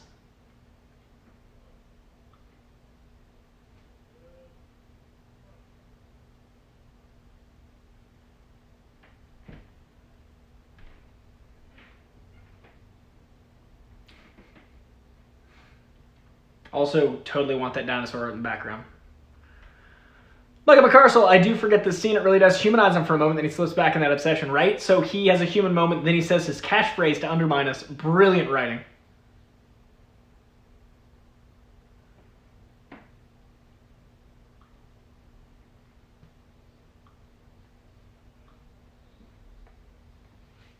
Look how cute they are while being gigantic.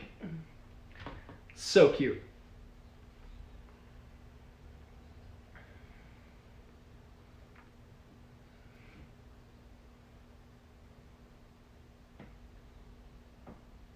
Look at his little face.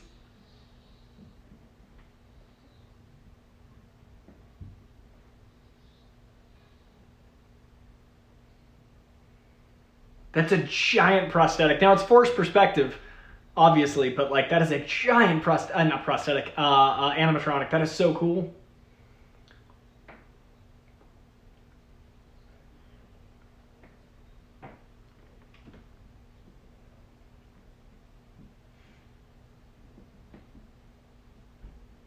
And it does the cow, which we've known from their teeth is how they chew, which is science.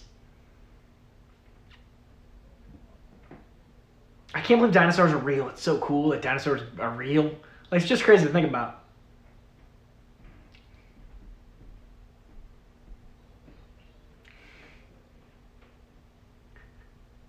If I remember correctly, that's pea soup. It's still gross.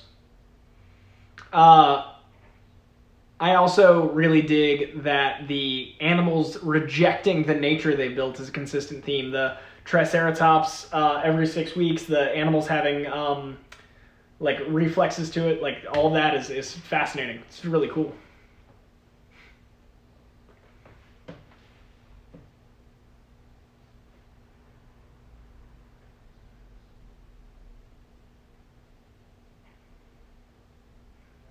Life found a way.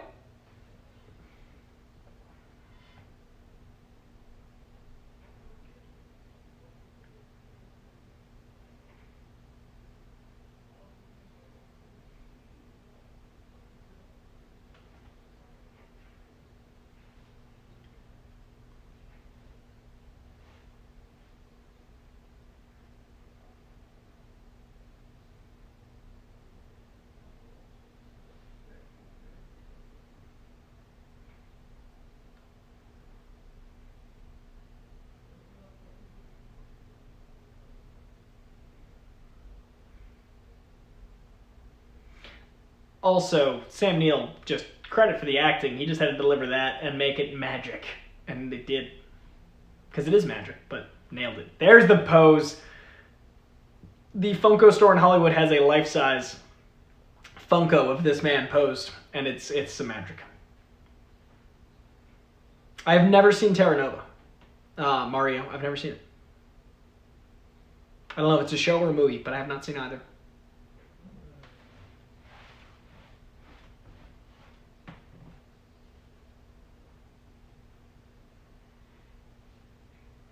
Unplug it, and you plug it back in.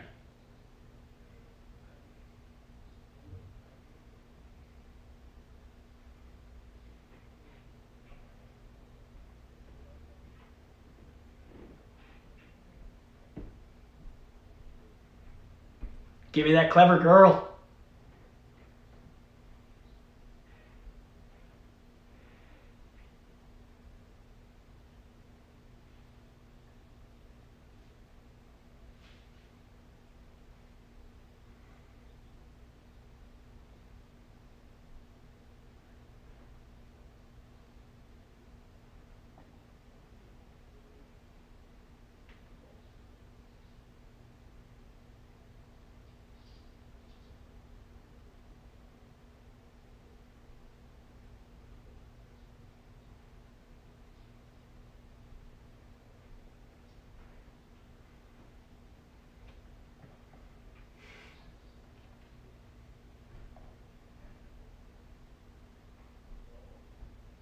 Gotta wait those 5 seconds and...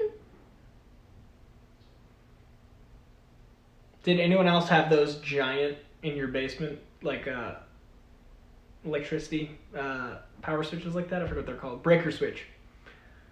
It scared the shit out of me as a kid.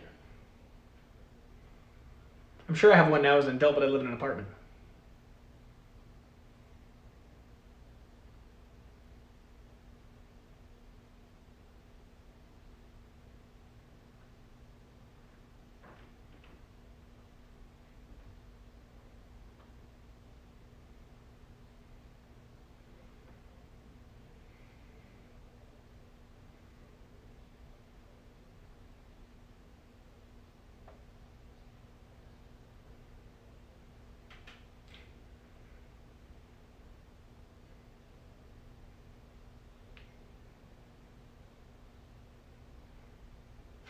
No basement in South Louisiana. Michael McCarstle, that's very fair. That's a different world.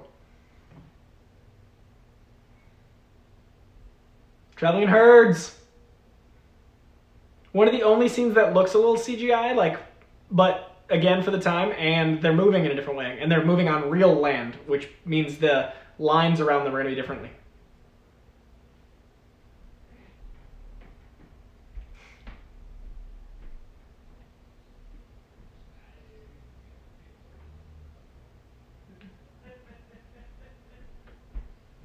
This, by the way, this tree, this piece of wood, this limb, is still in the Aloha Loa Ranch, and you can visit this. And Perry and I hid behind this very iconic piece of wood that's still there, still preserved.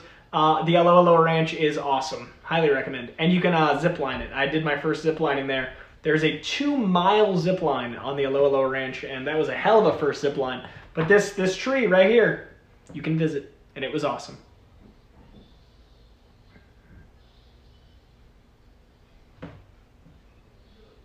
We imagined a T-Rex killing a Gallagamimus.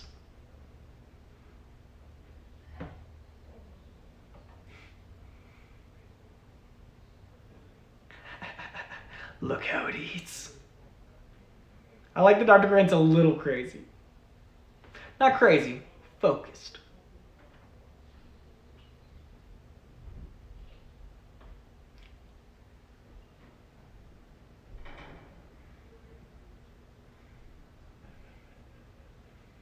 It's hard to do a good self-mutter.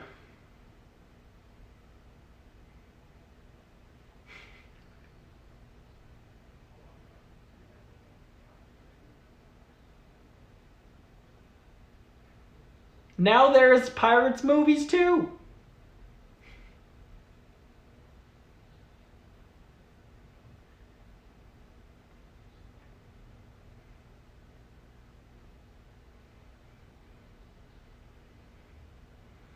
All right, third act, strap in. A little into the third act, but still, the third act moment's happening. We got that intensifying score. Get him, John Williams.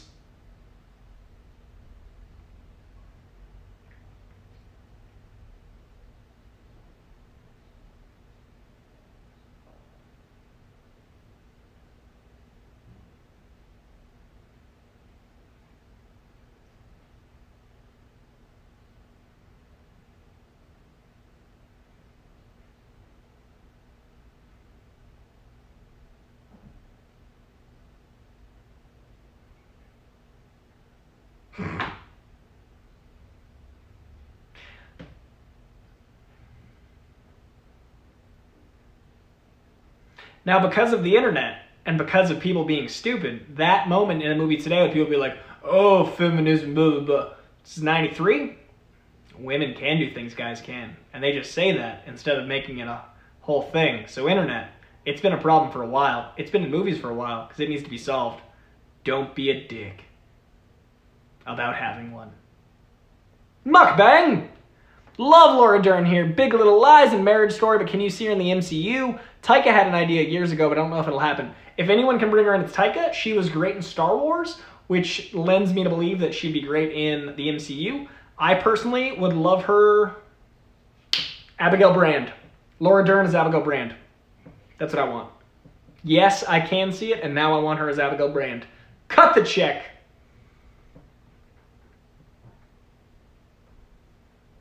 Taika, Abigail Brand, Laura Dern. Yeah. I'd like that. Mukbang. I'd like that.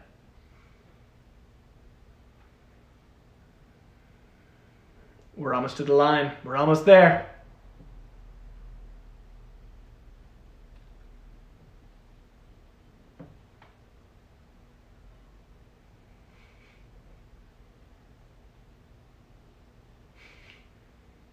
The percussion beat accelerating like a heartbeat.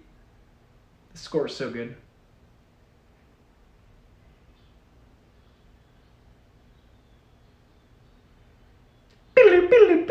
Strings. Adventure.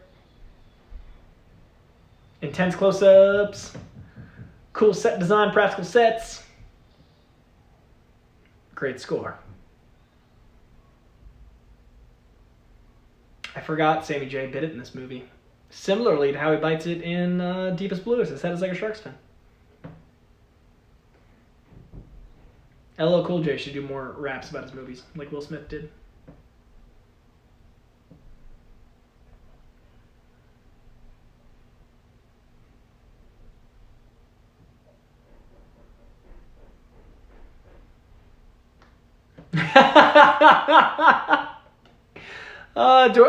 Doug Carter said Laura Dern is clearly the big cameo in the last episode of WandaVision. Laura Dern as Abigail Brand, introduced as a cameo in WandaVision. Confirmed here for the first time. It did sound like a Star Wars chase. We were feeling it, Ian. I'm with you. Every fucking scene in this movie is iconic. How is one movie this iconic? Every time they cut somewhere, like this sequence too. God damn. Look at that beautiful fucking vista.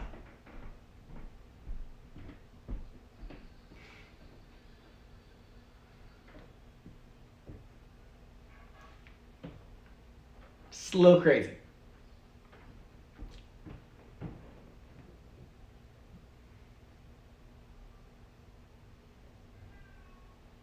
Oh.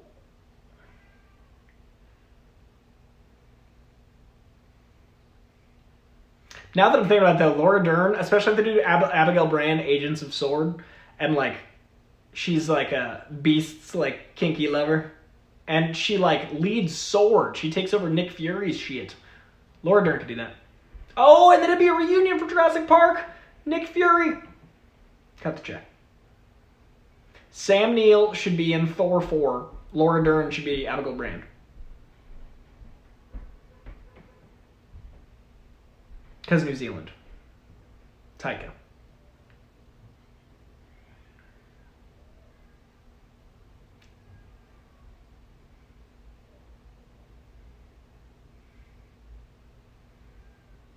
And because Taika was in Hunt for the Wilder People with Taika directing, and if you haven't seen that, you really should. Hunt for the Wilder People is genius. Ba-da-ba. And the fact that we know she's about to fry her guy and those kids is... There's two opposing events that both need to happen. Brilliant. Genius.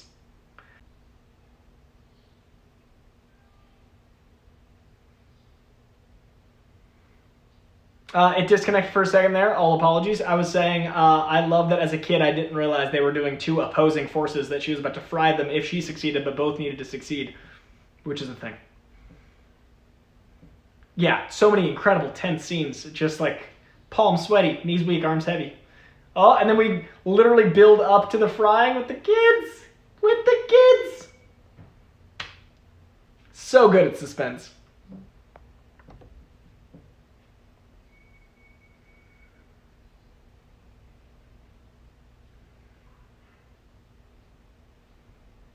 The green versus red, all of this is... Spielberg is a genius. I miss movies like this, though, from him. I'm not as big on... Ready Player One's good, but it's not this. Also, like War Horse and stuff. Like, I'd love to see him do more of this. But chasing the dragon's always the problem. We're all chasing Jurassic Park. Ready Player One was chasing the blockbuster. It's hard to catch that genie in the bottle again.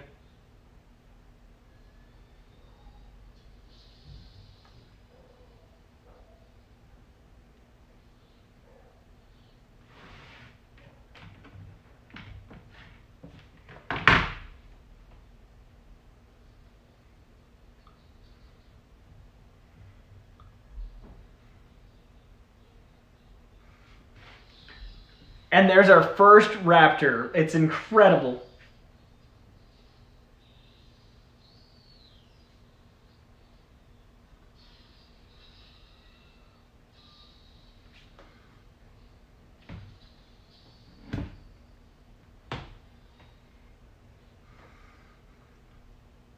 PG-13? How did it get away with that? Just the right amount of blood, and I guess since it wasn't attached to his body, impressive. How fucking scary are raptors? This whole chase, and then it turns into the whole diner scene. Stan Winston, you scallywag.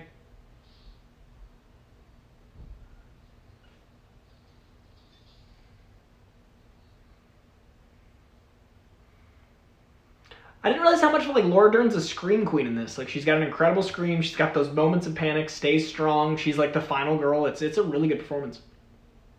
And obviously Marriage Story, where, like, Oscar, holy shit.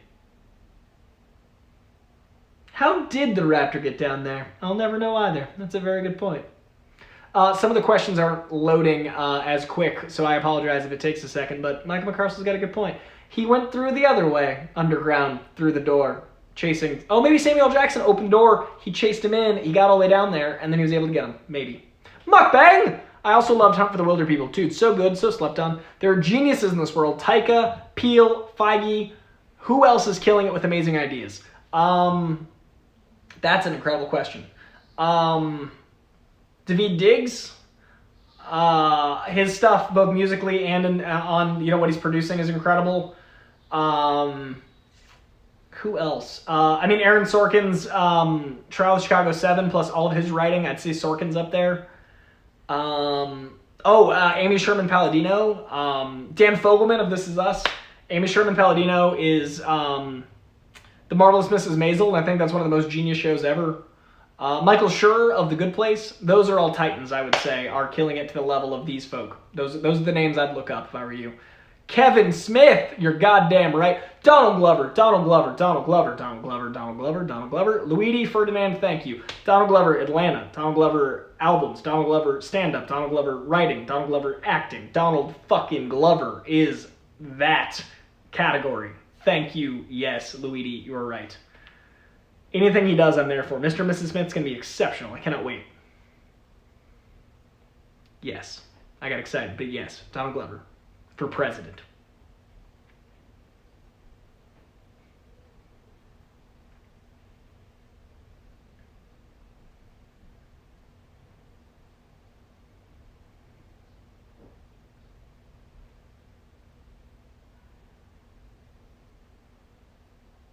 David Fincher is pretty genius. I liked Mank, even though it's not my genre. But yeah, Donald Glover, Amy Sherman Palladino, Aaron Sorkin, Michael Schur. That would be my list. Those folks. But Donald Glover, man, like, I listen to Because of the Internet at least once a week and find something new.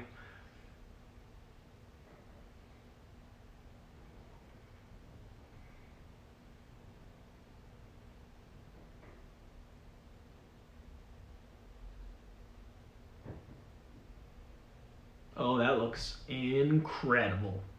I remember thinking that Jell-O looked great as a kid, but now everything looks great. Just kids being kids. Little hook moment. His burnt ears. The Jello jiggle. There's so many fucking placement moments that are genius. That shot.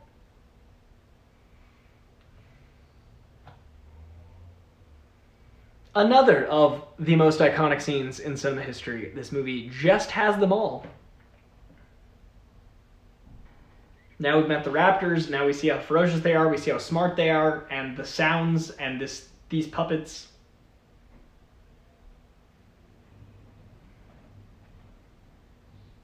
Yes.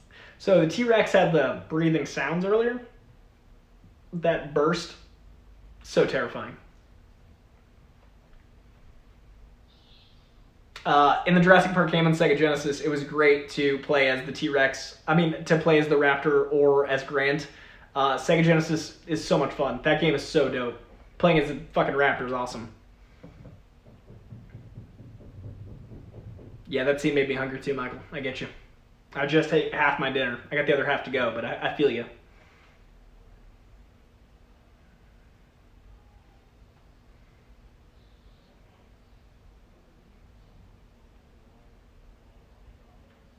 Again, how Spidey wakes me up in the morning. Just like that. All right, buddy.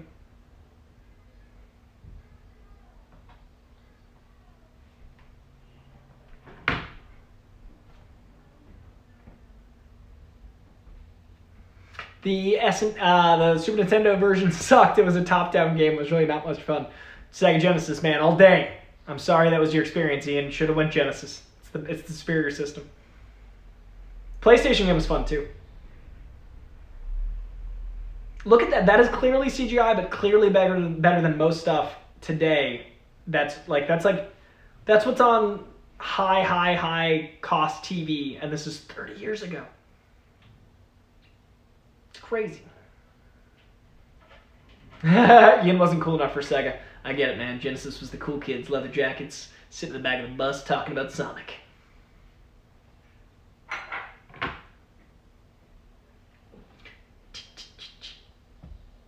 Intimidating, also visceral, because earlier we saw Grant got a child using that very claw.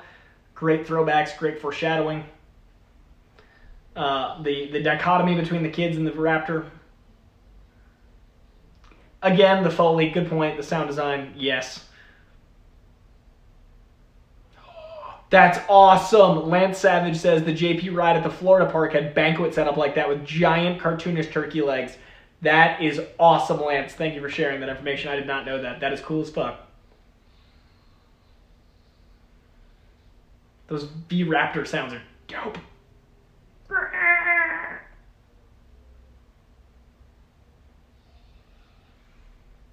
Were you normal, or were you a kid that went around making raptor clicking sounds all through grade school? Because I definitely did. I can't do it anymore, but I used to constantly. My poor teachers. Yeah, it doesn't click anymore. Used to. I was that weirdo. Making dinosaur sounds. Also drew a lot of dinosaurs, like up through 5th grade. I used to love drawing dinosaurs. I did not realize that before Spider-Man was as popular, dinosaurs were my Spider-Man. This is a really cool experience. That shot is so dope. Genius mirror shot. It's like the shot in Contact. Not as technically advanced or insane or long, but a very cool use of mirror. Dark Jedi Knight did out the noises. Ian, I still try to make raptor noises. My people.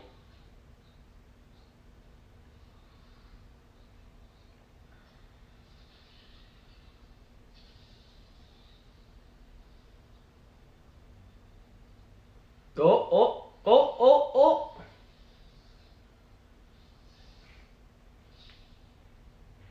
Hey, raptor, chill.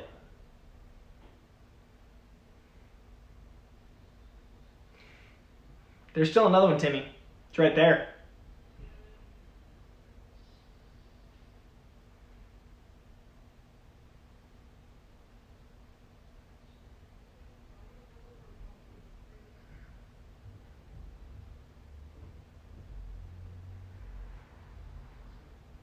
The score is so good.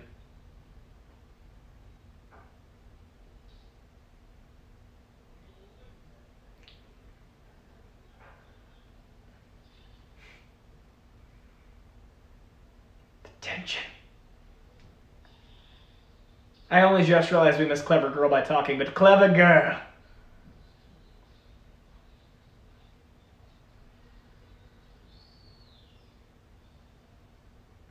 Use your CD-ROM knowledge.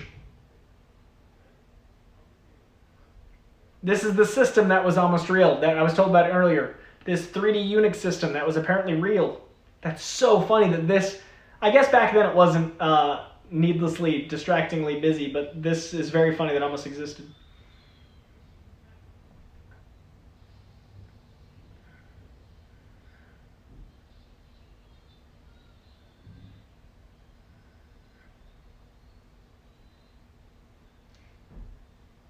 Computers used to be so much more work. We are so lucky to live in this time. Everything is one click or two.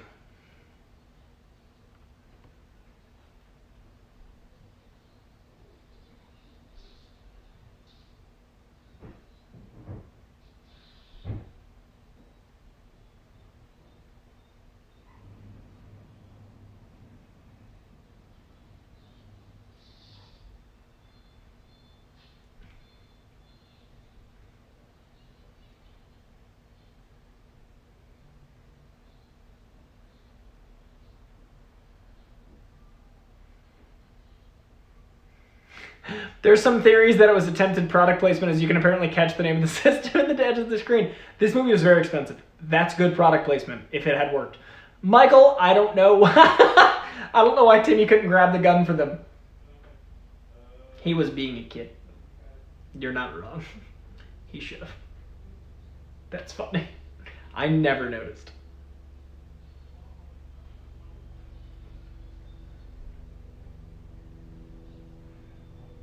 Drinking game, if you like drinking, and if you're a responsible drinker, every time there's an extreme close-up that works, drink. This movie is the master at extreme close-ups. I never realized Spielberg was so good at that. Those suits are so cool.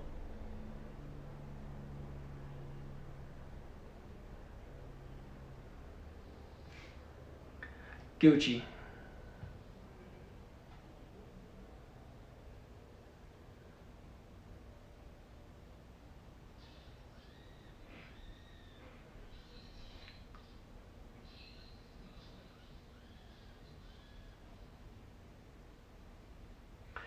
It's the transitions from CGI into practical back to CGI and back to practical that really make this work, because all the close-ups, they can use puppets. It's genius. I really hope Gremlins 3 happens and they can do it like this. I've given up on Jurassic World movies being practical, but I would love if Gremlins or something of this era did it.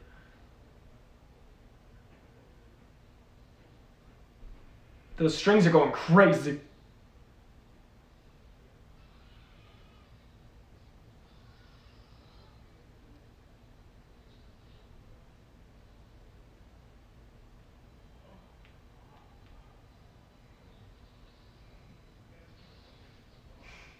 Sometimes you just gotta fight a raptor on the body of another dinosaur skeleton. It's a cool set.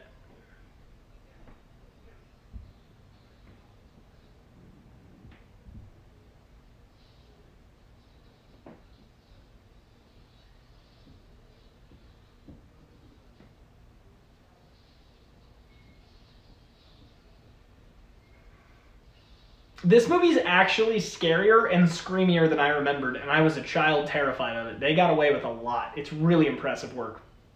Not got away with, they succeeded in a lot. Always thought that one was so cool.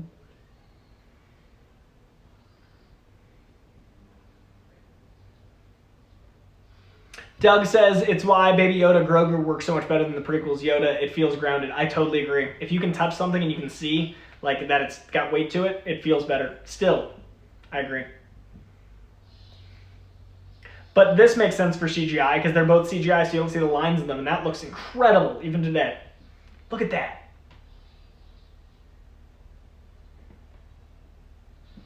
Industrial Light and Magic and Stan Winston. There's those peel-off moments for the toys we talked about, those little rubber parts you pull off.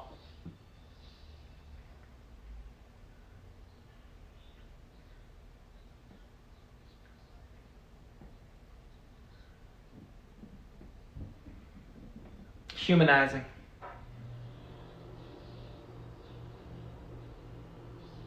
Oh, after all that, it's the T-Rex. King of the tyrant lizards, Tyrannosaurus Rex. And that roar of awesomeness. Mukbang! I have to go, but thanks for broadcasting and effortlessly bringing us information and entertainment. I'm not on Instagram and I appreciate your YouTube vids. Good sir, I'm bringing my WandaVision videos over to YouTube as a segment part of the Late Con with Coy-Jandreau. Subscribe to the Late Con with Coy-Jandreau for my Instagram stuff about WandaVision and lots of other stuff coming. Thank you for being here. Thank you for the Streamlabs. Thank you for appreciating my insanity. I appreciate you very much, Mukbang. Check that channel out too. There'll be more stuff coming there. And yeah, thanks, man.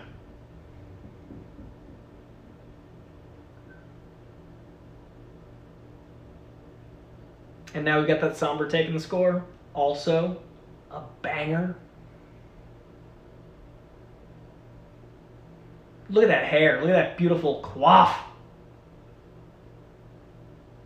Few people can rock the Elvis. Ian Malcolm.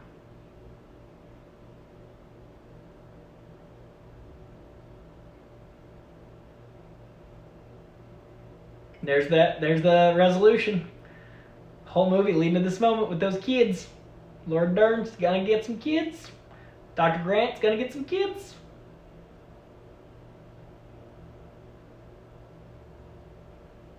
And then they don't in the movies, I don't think. Hopefully, maybe he's got a kid in Jurassic World 3. I'd like that. I'd like that for them. Ian asks how long is the T-Rex lifespan in the wild because that T-Rex is still alive in the sequels. In fact, it is that T-Rex. That is a good question. But Ian Malcolm was also in the sequel, so it's probably like 2 or 3 years. I have no way of knowing. And they're mutated T-Rexes, so who knows what the actual accuracy of that knowledge is. Now you'll never look at birds the same way again. Those engine punks and this score. A literal fade off into the sunset. Walks into the sunset in a helicopter, dope font, incredible cast, bitchin' score. Okay, it's safe to say Jurassic Park holds the fuck up. That movie was so good. Everyone in the chat and watching this later, thank Michael McCarstle for his genius idea. I picked the lion's share of the last of these. This was completely his idea, and I was like, I don't know that movie as well as comic book stuff. And he's like, let's have fun. And I was like, okay. And here we are, and that was a great time. So Michael McCarstle, you're a goddamn genius. Everyone in the chat, thank him. Everyone in the comments, thank him. He's smart enough not to be on Twitter, so if you're on Instagram, thank him. That is an A film. That is a genius experience. That is a damn good time. Holy shit, the cast holds up, special effects hold up, the tension, better than I remembered, the world building, better than I remembered, the dialogue in the not action scenes, the world building scenes, the exposition scenes, better than I remember. All the scenes I thought were boring as a kid, dope as fuck as an adult. That's the last and only time Samuel L. Jackson shared a card with Wayne Knight. I love you, Wayne Knight, but Samuel L. Jackson, incredible. Yes, one of the best films of all time. I totally agree. If you're watching this later on in the fact, this was a patron review from Michael McCarstle. He is the patron saint of my Watchalongs. If you are not a patron, you can check out my Patreon at patreon.com/Coy-Jandreau, where you can see the $5 tier is Discord, where it's like a giant comic book store where we talk about everything from weightlifting to comic books to movies to everything. The Discord's great. $10 gets you the Patron-only podcast where myself and producer Jake review every movie and TV show we watch that week, and I give comic recommendations a couple days early. The next tier up is I review each and every movie and TV show I've seen in a letter rating. Next tier up is that plus comics. Next tier up is Watchalong, which is what Michael McCarsel's at. Next tier up is you pick content that I review by watching the movie, taking notes, researching the hell of the thing and doing a 20-30 minute review live. Lots of stuff over my Patreon, many options. So if you're into that sort of thing, John Getz, the very first of my review tier, has been in the chat, just now popping up. John Getz is the Tater Tot tier who has had me watching lots of great anime. My Hero Academia is rocking my socks, loving that show, and that's thanks to John Getz getting me to watch it. So this was awesome. So thank you, Michael McCarstle. What up, John Getz? Hello to all my patrons. Hello to everybody in the Koi Pond. I appreciate you very, very, very much. I love my new art wall. So happy. Look at that. Look at that.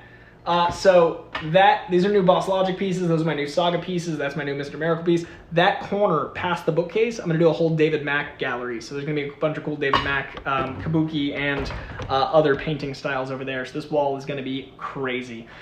Very excited about it. I'm going to live in a comic book. I'm making movies to live in a comic book. All right, guys, thank you to everybody that's been in the chat. I appreciate all of you. Great questions. Mukbang reviews. Thank you for the Streamlabs. Michael McCarstle, thank you for the Streamlabs and the patronage. And Jurassic fucking Park. Imagine if 5 movies were that good. Can you imagine? The bar is so high. But can you imagine? Also, someone mentioned Lucas in the editing. ILM did the special effects, which I talked about at the end, but it would not surprise me if he had a say in some of the tweaks there as well, because this was when he was super hands-on in those early 90s, so that'd be really cool to know those details. But either way, what a journey, what a film, what an experience, what a great call by Michael McCarstle. That is going to do it for this watch-along. Today is Tuesday. Tomorrow, a brand new Coy-Cast drops. On Friday, a brand new WandaVision drops, which means a brand new weekly WandaVision watch-along on Instagram. And then Saturday, another segment of the Late Con drops, and hopefully next Saturday will be the first full-length The Late Con coming at you guys with a very special guest. So I'm excited for all that. Until next time, thank you all for being here. See you soon. Appreciate y'all.